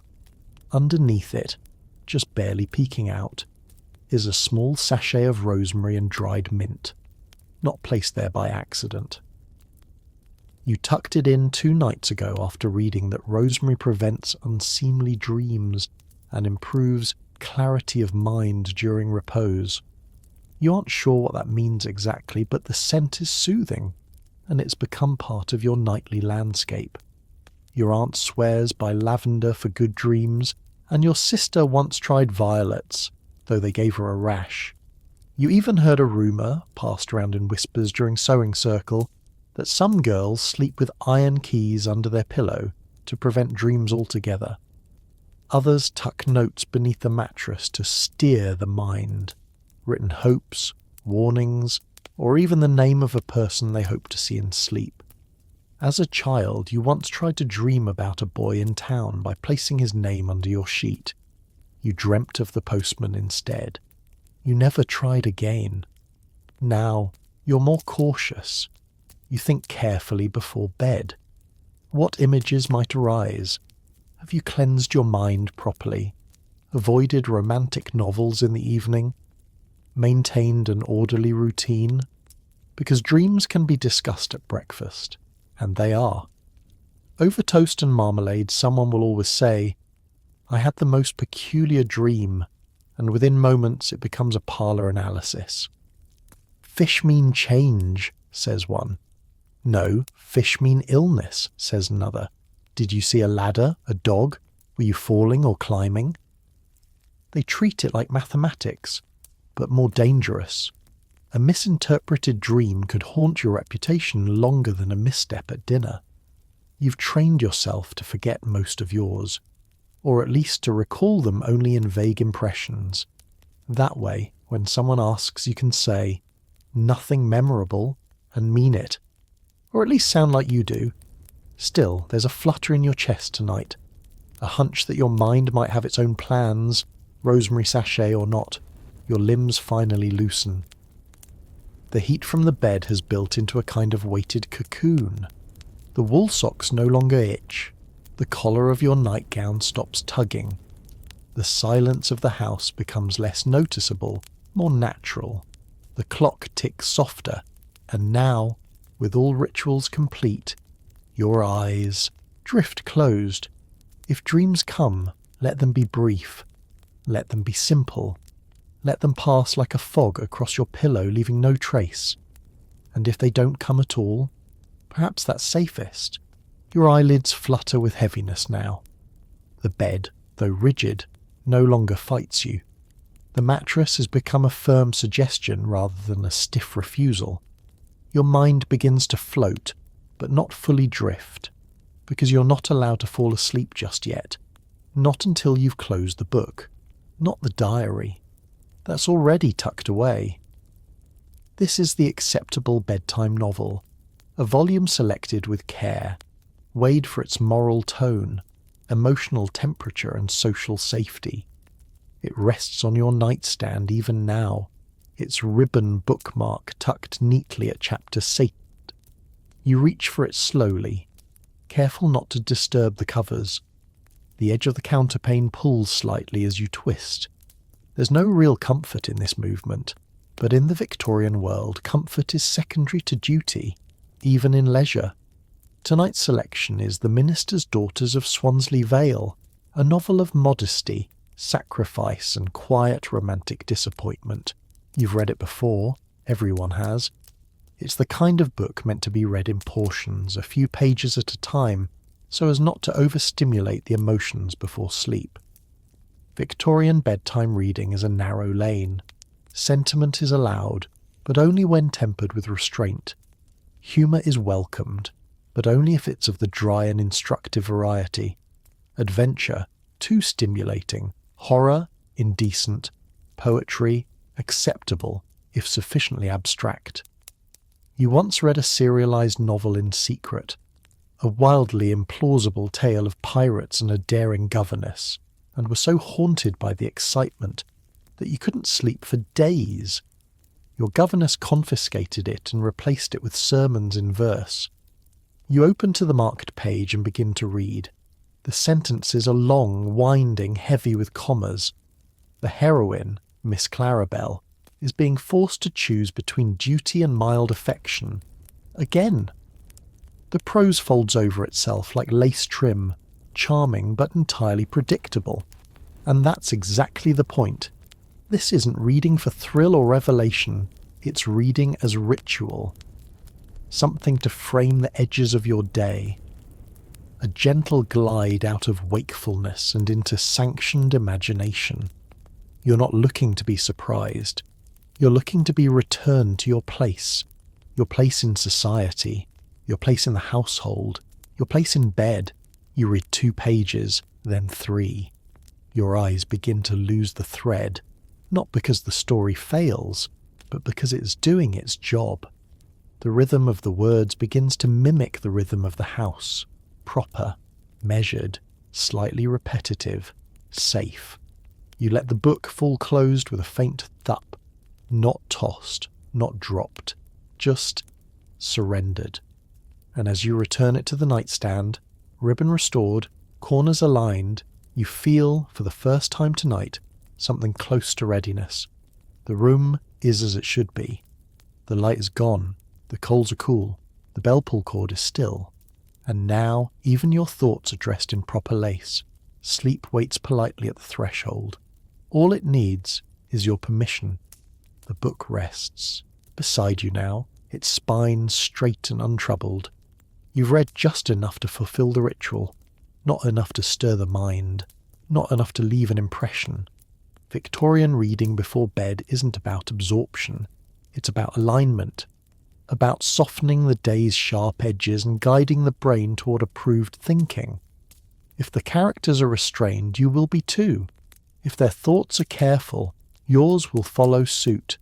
You nestle deeper into the bedclothes, the printed words still flickering behind your eyelids like the afterimage of candlelight. Miss Clarabelle has once again refused an offer of marriage, Not out of dislike, but because she still isn't certain if she's too fond of sunsets. You'll read the next chapter tomorrow and find that almost nothing has changed. But that's the point. In a world this structured, change is best served in teaspoons. But not everyone sticks to the official reading list. You once caught your cousin reading a novel with no author's name, its cover wrapped in brown paper. She said it was just for fun, but she flushed deeply when she said it. When you later skimmed the book in secret, it was full of long stares, fainting spells, and characters who spoke in italics. You couldn't sleep for hours afterward, not from scandal, but from the overwhelming idea that people might think that way right before bed. Your governess had a rule: no fiction after 8. She said it heated the brain and muddled the dreams. She preferred domestic manuals and travelogues, both so dense with detail that the act of reading became indistinguishable from dozing, and yet, despite everything, you sometimes long for a different book. Something strange, something speculative, something with crumbling staircases and mysterious letters slipped under locked doors. You saw a copy of Frankenstein once in a window, but you walked past it quickly, hoping no one had noticed you looking. Still, you do dream. Not wildly, not in colour, but your imagination has its own secret attic, and sometimes, when the curtains are drawn and the coals have gone grey, it opens a small dusty door. Tonight, perhaps, it's already creaking open. Your thoughts drift. The familiar language of Miss Clarabelle dissolves into other voices, ones not printed, not sanctioned. You don't resist them. They don't stay long. Just a hint of story beneath the story. A dream on the fringe of another dream. The pillow beneath your head has warmed to your shape. The sheets no longer press. They float. And your mind, once tethered to rules and ribbons, begins to lift. Slowly, safely, within bounds. Because even if your bedtime reading never breaks the rules, your sleep might bend them just a little. The book is closed, the coals are cold, the house is stilled into its final hush, that rare and precious state where even the floorboards seem to rest. But you, despite the rosemary, the socks, the sanctioned storyline, are not quite asleep. Because there's always one last thing to do. Just before sleep, in that odd little pause when the mind is floating but not yet adrift, the Victorians often turned to last-minute tasks. Small, quiet, useful things, meant to make the next day run just a little smoother. They weren't burdens, they were bedtime companions. You reach toward the small sewing kit tucked in the drawer beneath your water jug. The light is gone, but your fingers know the shapes by memory. You pull out a needle already threaded with white cotton and find the loose hem at your sleeve cuff. Just 2 stitches, nothing more. Victorian households trained young women to be efficient even in rest. You were told many times that night is when cleverness hides, so you learned to keep a small stack of mending by your bedside, a pair of socks with worn heels, a collar needing reinforcement, a glove with a pinky seam escaping. Fixing them in the daytime would be wasteful. In the evening, they're gentle filler, the final threads before surrender. You sew slowly, carefully. 2 small stitches. You tie off the thread and bite the end like you were taught. It tastes faintly of soap. On the floor beside you sits your boot brush, just in case you remembered at the last minute that the edge of your heel was dirty. Next to it, a bit of beeswax for polishing the buttons on your waistcoat or the metal tips of your corset laces. Some women use this quiet time to trim their nails, others to retwist their hair braid so it dries with a neater curve. One cousin of yours famously rewound her day's receipts onto a spool each night, just to keep them in order for the next week's accounting. These moments aren't strictly necessary, but they feel necessary. Because in a Victorian household, usefulness is a kind of armour, something you wear even in bed. You once heard a lady's maid say, "Idle hands attract thoughts." She wasn't wrong. and so you keep them moving, just a little, just until your breath becomes slower and your limbs forget they're part of a schedule. You slip the sewing kit back into its drawer, but you don't lie down just yet. There's a crumpled handkerchief at the foot of the bed, left behind by accident. Possibly yours, possibly folded by the maid. Either way, it's wrinkled, and you know that if you don't smooth it now, it will be seen by someone in the morning. So you rise slightly, reach for it, and press it flat between your palms. Your fingers, at this point, are half asleep themselves. But the muscle memory remains. Smooth once, fold in half, fold again, tuck into the pocket on the chair back. Done. Now the bed calls again, and this time you have nothing left to do but answer. You sink back into bed, the hem stitched, the handkerchief folded, the drawer of mending supplies quietly shut. It's strange how such small things, barely worth a sentence in daylight, carry such weight here in the hush before sleep. But that's the Victorian way. Perfection in the margins. You settle once again under the covers, your fingers now resting quietly on the counterpane, still warm from the quiet choreography they've just performed. The air has cooled slightly in the room, enough to make the weight of the blankets feel earned. From somewhere beyond the walls comes the faintest sound of a bell being turned off for the night. A soft rattle of chain. Then nothing. Everything is ready. And then you remember the stew. You don't know why. Perhaps it was the neatness of folding the handkerchief. Perhaps it's the lingering taste of clove from the nightcap. But your mind drifts back to the kitchen and to the pot of leftover stew sitting on the lower shelf of the scullery. You saw it at supper, ignored by nearly everyone. Carrots overcooked, gravy a bit too thin, and the turnips still firm in the middle.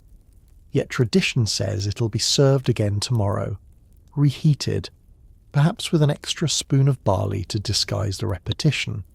You wonder if anyone thought to cover it, or if, even now, the cook's assistant is padding barefoot into the pantry to wrap a cloth over the pot.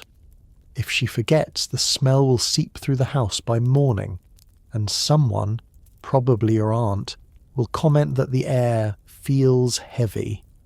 It's odd, the things your brain collects before sleep, not the big moments, not the conversation about stockings at supper, or the glance you shared with the girl in the green shawl. No, just the stew. The quiet things that anchor a day to a body. You blink slowly, vision blurred by the heaviness of almost sleep.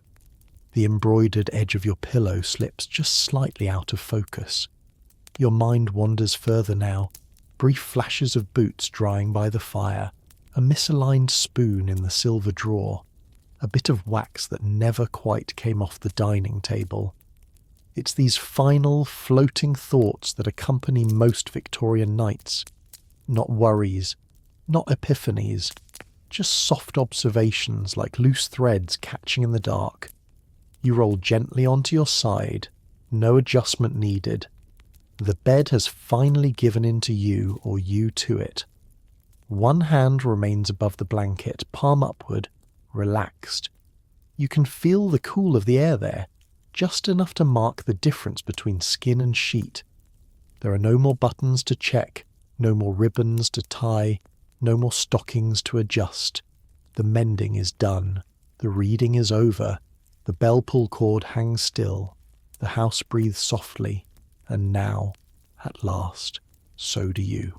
The room has fallen into a state beyond silence, a kind of suspended stillness, as though time itself has paused out of politeness. Even the ticking clock on your dresser seems to hesitate between each beat.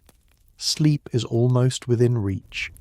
And yet, your eyes flick open. Because somewhere, tucked in the folds of your half-conscious mind, you remember one more thing you were supposed to do. Check the stew pot? No. The bell cord? Already done. Ah, yes, the hem of your best petticoat. You promised yourself you'd mend it tonight. You even placed it carefully on the chair, a quiet, folded reminder. But now, in the soft weight of bedtime, it feels miles away. You tell yourself it can wait, and it can. But the Victorian mind is not wired for letting things wait. You sit up, just slightly, and peer through the crack in your bed curtains toward the outline of the chair. There it is, white, crisp, creased from where you laid it down this afternoon. The hem is barely frayed, but you know it's frayed, and that means it will need to be fixed before your next proper engagement, which, if you're remembering correctly, is tea with a Mrs. Pembroke on Thursday. You settle back, tell yourself again, tomorrow, it will be there. But now your thoughts are teetering on the edge of that mental cliff. Once one small task appears in your head, the rest begin to line up. You still haven't repapered your drawer liners.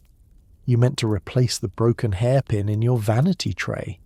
You never found the other glove from your walking pair, the one with the mother-of-pearl button that always sticks. Your mind drifts toward your boots. You're almost sure you didn't check them for scuffs. The sole of the left one has been catching lately. If it's not dealt with soon, someone will notice. Someone always notices. In most households, this is the true final hour, not for sleep, but for remembering. That strange, half-lit corner of the night where nothing can be done, and yet everything wants to be reviewed. You turn slightly in bed. The sheets, now warm, resist your motion with sleepy protest. You imagine the entire house doing the same, maids curled on folding cots, valets pressed against coarse blankets in back hallways, someone in the kitchen tossing under the weight of a to-do list only half finished. Even the silverware seems to be resting with one eye open. This is why so many people keep a pencil and scrap of paper by the bed, not for poetry or letters, but for lists. Practicality doesn't sleep, and the mind, trained as it is by habit, won't stop reporting in. You don't reach for a pencil, you simply whisper the list to yourself once, slowly, in order: hem, glove, boots, drawers, pin. You repeat it under your breath, then let it dissolve into the folds of your pillow. It will either be remembered in the morning or returned tomorrow night. Either way, the house and everything you owe it will still be waiting. You breathe out, slowly, the kind of breath that doesn't come from exhaustion but from release, from surrendering to the truth that not everything will be finished tonight. Not every glove will be located, not every petticoat hem will be stitched, and that's permitted. Not explicitly, of course. The Victorian household would never say such a thing. But somewhere between the ticking of the hallway clock and the soft give of the mattress beneath your back, you find the smallest sliver of forgiveness. You roll gently onto your back. Your legs rest straight now, no longer curled with purpose. One foot shifts under the counterpane, grazing the slowly cooling bed brick near the bottom. You feel a faint sting from the warmth. It's grounding, human. Even in all its strictness, the night does allow room for softness. You think of other people's unfinished chores scattered silently across the house. A scullery maid may have left a spoon unpolished. A valet may have forgotten to empty a coat pocket. A cook may have let the yeast rise too long. But the house still stands. The walls still hold. Perhaps that's the quiet mercy of the Victorian night. Perfection is the goal. But incompletion is the truth everyone secretly shares. And in that, there's comfort. You fold your hands gently over your chest, a posture so often practiced it no longer feels theatrical. The room is still dark, but not oppressive. The edges of the wardrobe blend into the wall. The lace trim on your pillow scratches faintly at your cheek, but it's a familiar scratch, like the rough bark of a tree you've leaned against many times.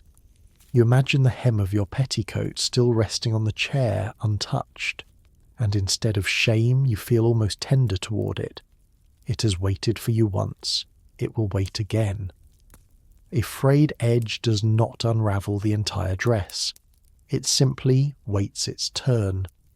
Like everything else in this house, like you. You close your eyes now, for real this time. Not out of obedience, but because your body has finally reached the edge of what it's willing to control. The lists are quiet. The fabric has stopped scratching. The bed has absorbed your weight completely. From down the hallway, one final sound. A faint metallic click as the last latch is drawn. Perhaps the maid securing the back entrance. Perhaps the butler checking the safe. Or perhaps, just perhaps, the house itself letting out a breath. You smile. The to-do list will still be there in the morning. Along with the diary, the mismatched gloves, the sewing kit, and the mother-of-pearl button you'll eventually reattach. One thing at a time. For now, you've done enough. And in this quiet, careful world, enough is a kind of grace. You're somewhere between sleep and waking now, adrift in that dim, weightless space where thoughts have no sharp corners. But before you cross over entirely, something shifts again. Not in the room, not in your body, but in your memory. You remember the letters, not today's letters, the ones stacked neatly on the escritoire in the drawing room, awaiting stamps. These are older, folded with care, stored in a box beneath the bed, hidden between two linen nightgowns you no longer wear. You don't open them often, but you always think about them at night. They aren't scandalous. They aren't even particularly romantic. Just ordinary letters from people no longer nearby. Cousins who moved to other towns. Friends who married and became suddenly too formal. That girl who boarded the train to Manchester and never returned, save for two slightly smudged envelopes with looping blue ink and too many exclamation marks. You kept them. Not for the content, really. You've forgotten most of what they said. But the paper has a feel you can't replicate. The texture of a moment that was once important enough to write down. A weight heavier than the ink. Victorians were obsessive keepers of correspondence. Not just for record keeping, but for rereading. Letters were meant to be revisited, like pressed flowers or ribboned hair. To read one again was not weakness. It was a kind of loyalty, a daily proof that one's feelings hadn't strayed. You remember the day you began hiding them, not out of shame, but out of necessity. You'd reread one too many times in the sitting room and felt the warm pressure of someone watching. After that, the box went under the bed. Now, as you lie here, still not asleep but no longer fully awake, you wonder if you should have pulled one out tonight. Just one. Not to read, but to hold. To remind yourself that there were once other evenings, other rooms, other conversations where someone chose words just for you. Some people tuck letters into the folds of their mattress. Others hide them in glove boxes or beneath drawer liners. You heard once of a woman who stitched hers into the lining of her dressing gown. When it wore thin, she said the whispers helped her sleep. Your letters don't whisper, but their presence is enough. You picture the box now, its rounded corners, the frayed ribbon keeping it shut. You can feel its weight, even without touching it. And suddenly, sleep feels less like a surrender and more like a conversation. Unfinished, perhaps, but still held together by folded pages and things not quite said aloud. You roll gently toward the edge of the bed, where the box lies hidden beneath you. You don't reach for it. You don't need to. You remember. And sometimes, in a house this quiet, remembering is the only sound that matters. You remain still, eyes closed now, but behind your eyelids the letters begin to unfold. Not physically, just in the mind. That pale blue stationery with the uneven edge. The signature in brown ink that smudged where someone pressed too hard. A pressed pansy still folded inside one of them, flat and dry as lace. You never answered that one. Not properly anyway. There had been no need. The letter hadn't asked for anything. It had simply described the way the clouds looked that morning, and how the postmistress had worn her bonnet crooked, and how the tea had gone bitter after being left too long. Just observations. A diary with a stamp. But it had ended with one line that still lingers. I wish I knew what your room looks like at night. And here you are, your room, at night. Not magical, not secretive, just heavy with linens and rules. Still, you imagine what it might look like from the outside. The edge of the counterpane rising softly with your breath. The dim outline of your elbow resting on the pillow. The little things that don't get captured in letters.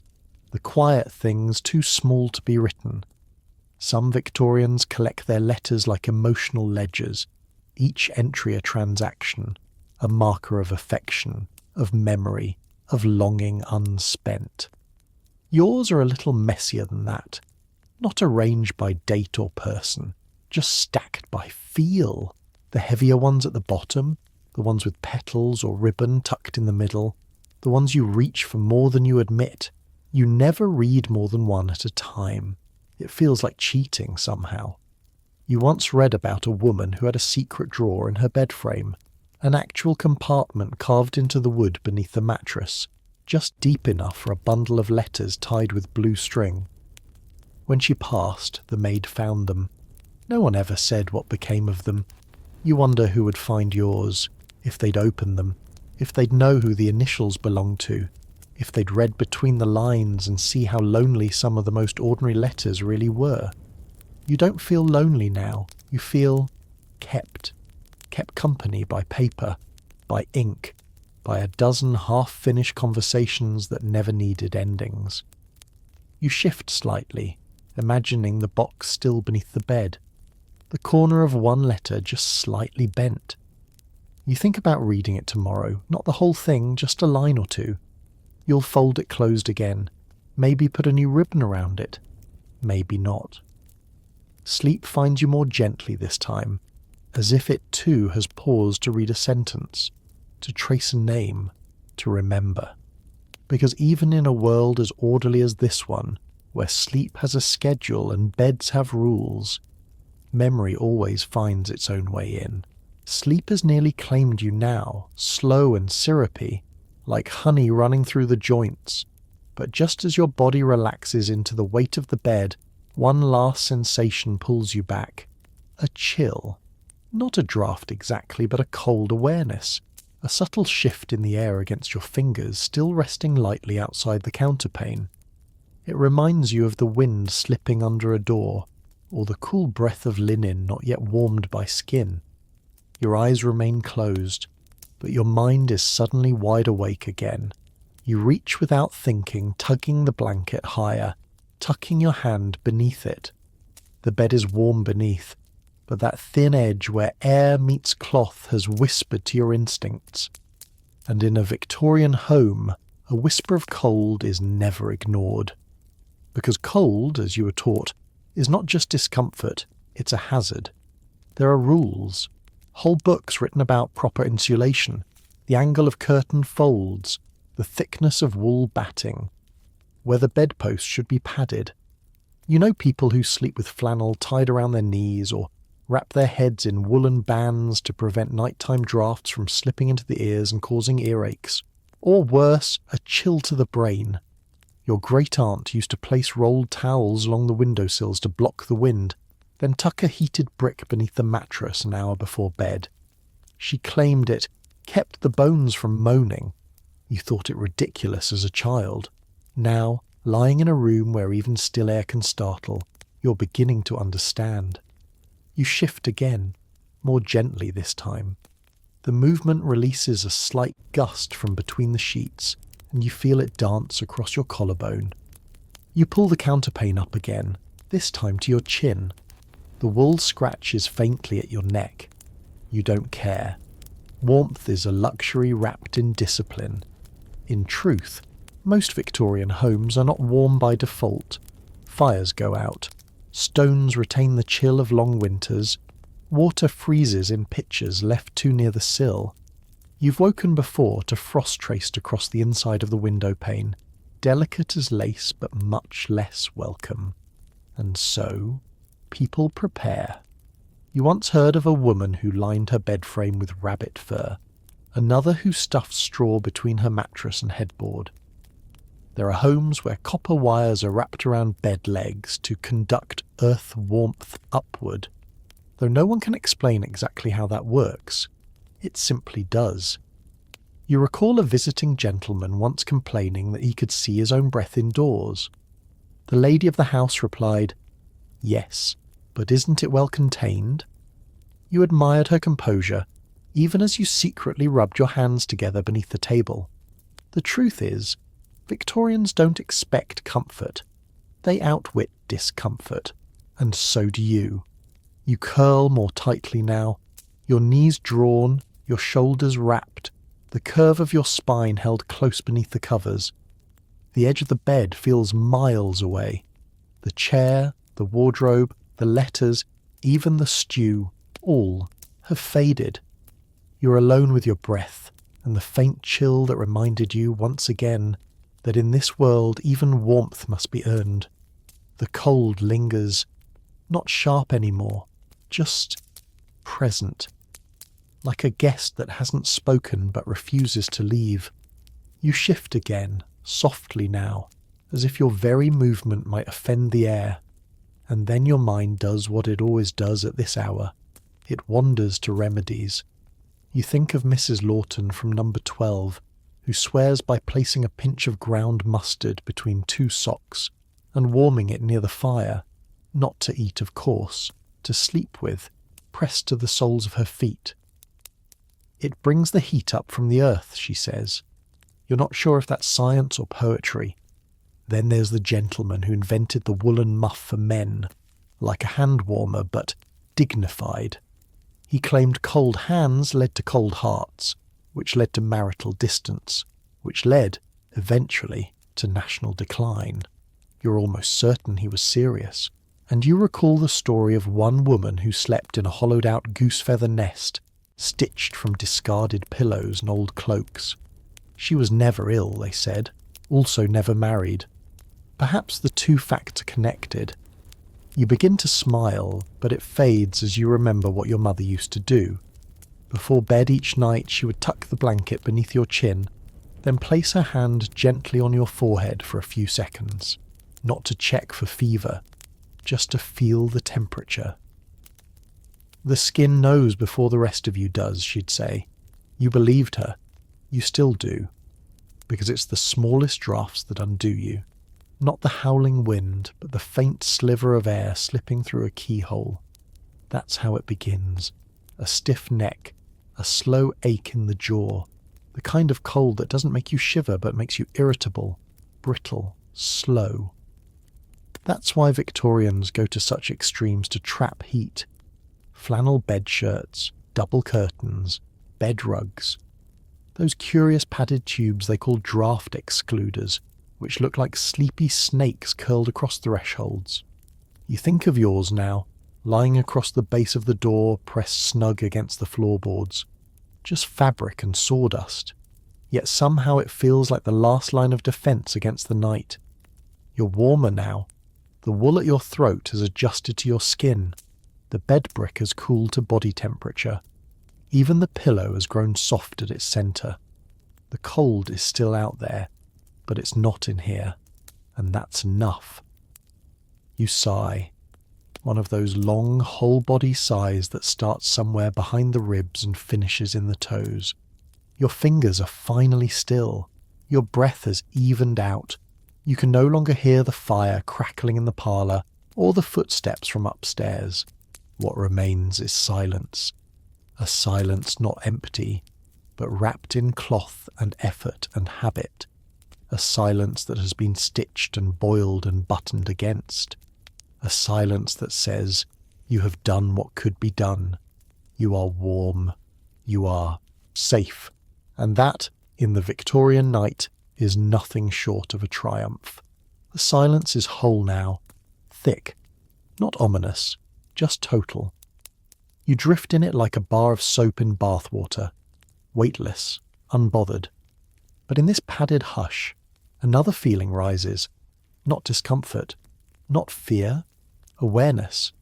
You become aware of your body again, not just the warm bits under the blanket, but the ones pressed against harder things. The shoulder that touches the mattress seam, the ankle resting over the bed brick, the very tip of your nose cold as porcelain, and you become aware of what you're wearing.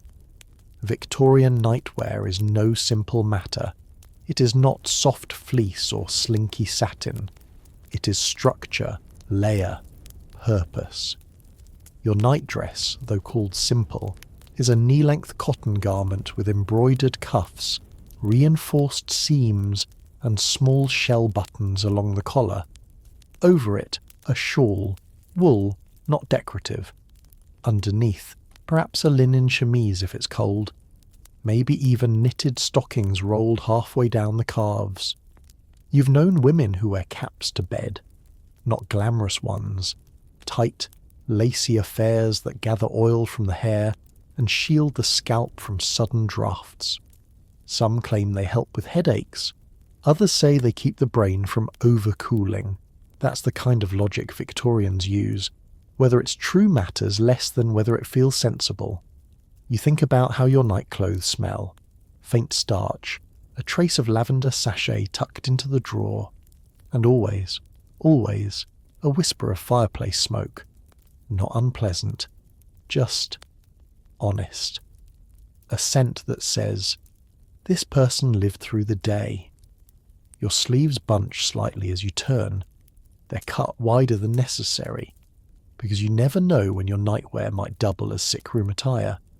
You once spent a week in bed recovering from a stubborn winter rash, and by the end, the sleeves were more familiar than your own arms. Nightwear, for a Victorian, is not about sleep. It's about readiness.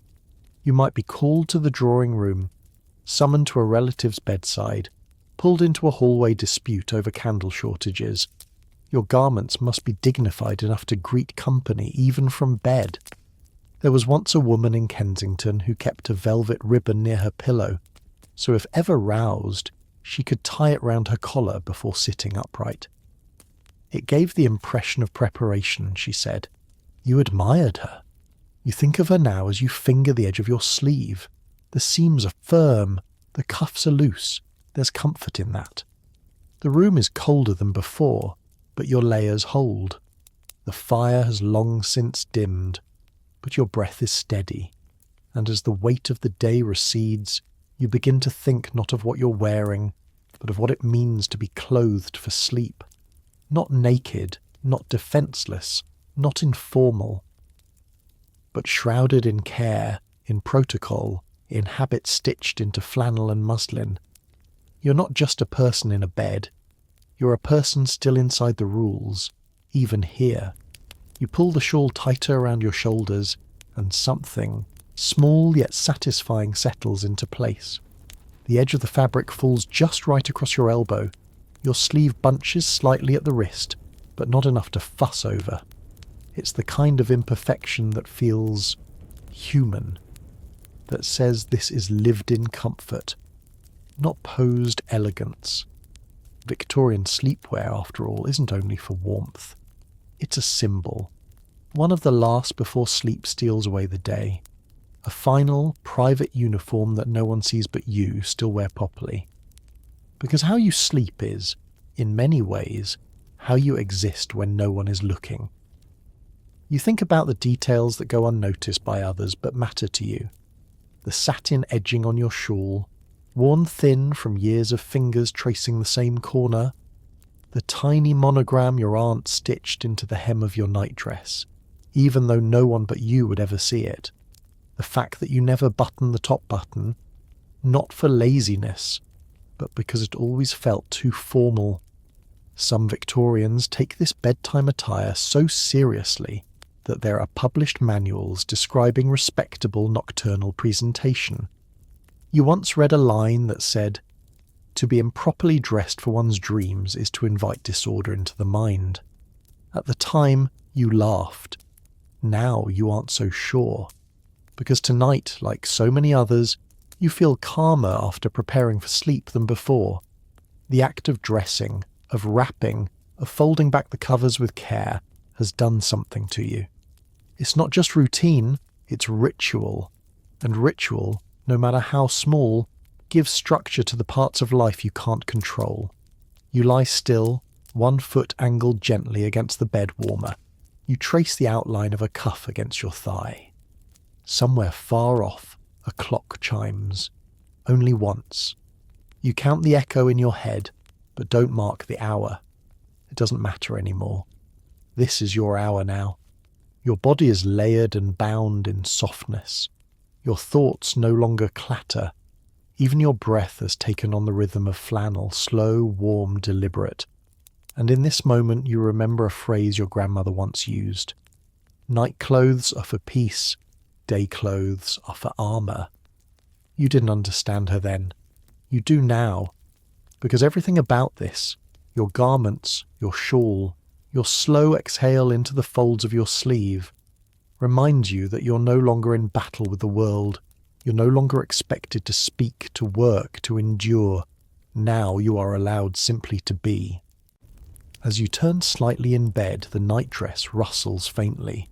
Not loud, not disruptive, just enough to let you know it's still there, holding you. And in a world as structured and fussy as this one, sometimes the greatest comfort is knowing something still fits. The final moments before sleep are the quietest of all. Not because the house is hushed, though it has. Not because the bed is still, though it is. But because you have nothing left to adjust.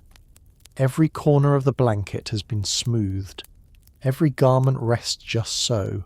The shawl no longer slips.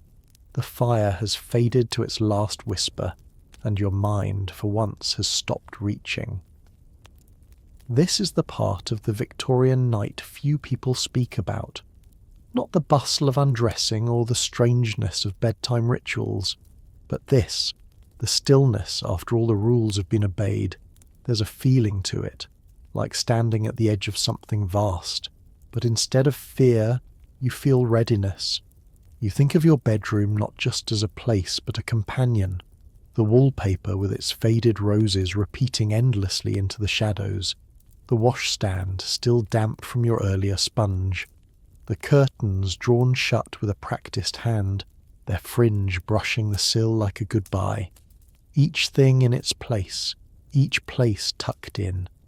The Victorians are often accused of being overly obsessed with order, and perhaps they are. But lying here now, wrapped in warmth and silence, you begin to see the wisdom in it, because order gives permission to rest, permission to stop proving yourself, permission to let the day go. The ticking of the clock becomes your companion now, no longer a reminder of things undone, but a gentle signal that time continues even when you don't. You don't need to be anywhere else. You don't need to say anything more. You don't even need to think. You remember something odd that your neighbour once shared. She claimed that the key to sleeping well was to imagine yourself as part of the furniture. A chair doesn't fret, she said. A table doesn't toss and turn. It sounded silly then, but you try it now. You let your limbs relax like carved wood. Let your head rest heavy on the pillow, like a teacup placed carefully after use. You even picture your body outlined like a silhouette in a fashion plate, drawn in soft pencil, labelled "at rest." There's comfort in that absurd little thought, not because it's rational, but because it's gentle. And maybe gentleness is what the Victorians were really after all along. Not drama, not strictness for its own sake, but a sense of earned calm.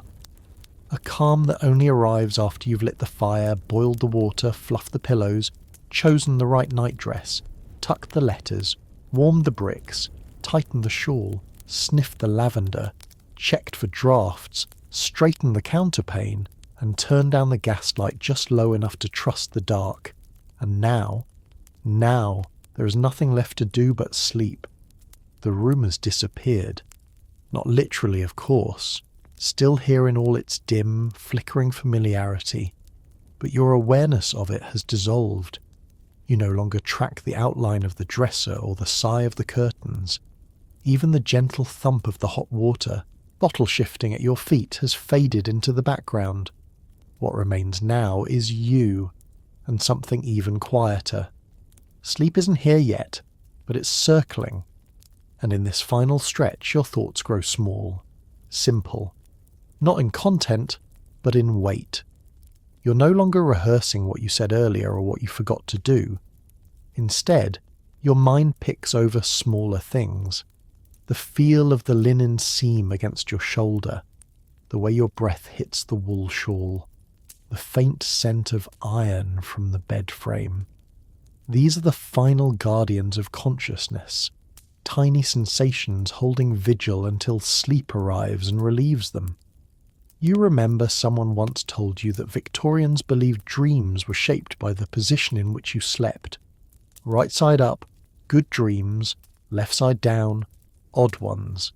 On your back, terrible nightmares. You're not sure if anyone really believed that, but it still crosses your mind every time you roll over. You choose your side now. The same one you always do. It's not scientific. It just feels right. It always has. You wonder how many others are doing the same at this very moment. Somewhere in Bloomsbury, a banker adjusting his bed socks. In Yorkshire, a child whispering to the doll beside her pillow. In Bath, an elderly woman checking the latch of her window one last time before retreating into a cocoon of flannel and faith in routine. You'll never meet them, but somehow you're joined. Because there's something profoundly communal about the act of sleep in this world.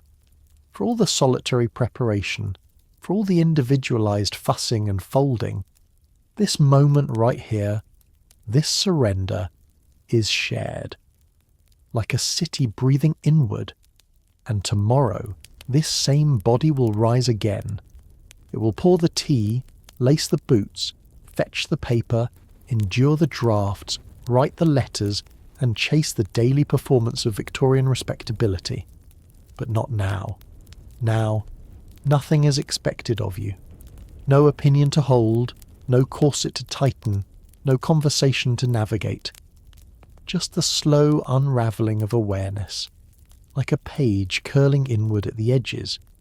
You let out one last sigh, not because you're troubled, but because you're done. And the sigh says everything you need it to. That the day has been met, that the rituals were followed, that the cold was kept at bay, that even in this complicated, corseted, constantly cautious world, you found a way to rest, and that, in the end, is a kind of quiet victory. And now, with the last candle long extinguished, and the final layer of thought folded away, you lie there, still, slow, wrapped in your own rhythm. The weight of the covers no longer presses but holds, like the hand of someone who knows you're safe. The air against your cheek is neither warm nor cool, just steady, familiar. The tick of the clock no longer counts time. It counts distance, gently carrying you away from the worries of the day. Everything that had to be done is already done. You lit the fire, you warmed the bricks, you arranged your nightdress and placed the shawl just so.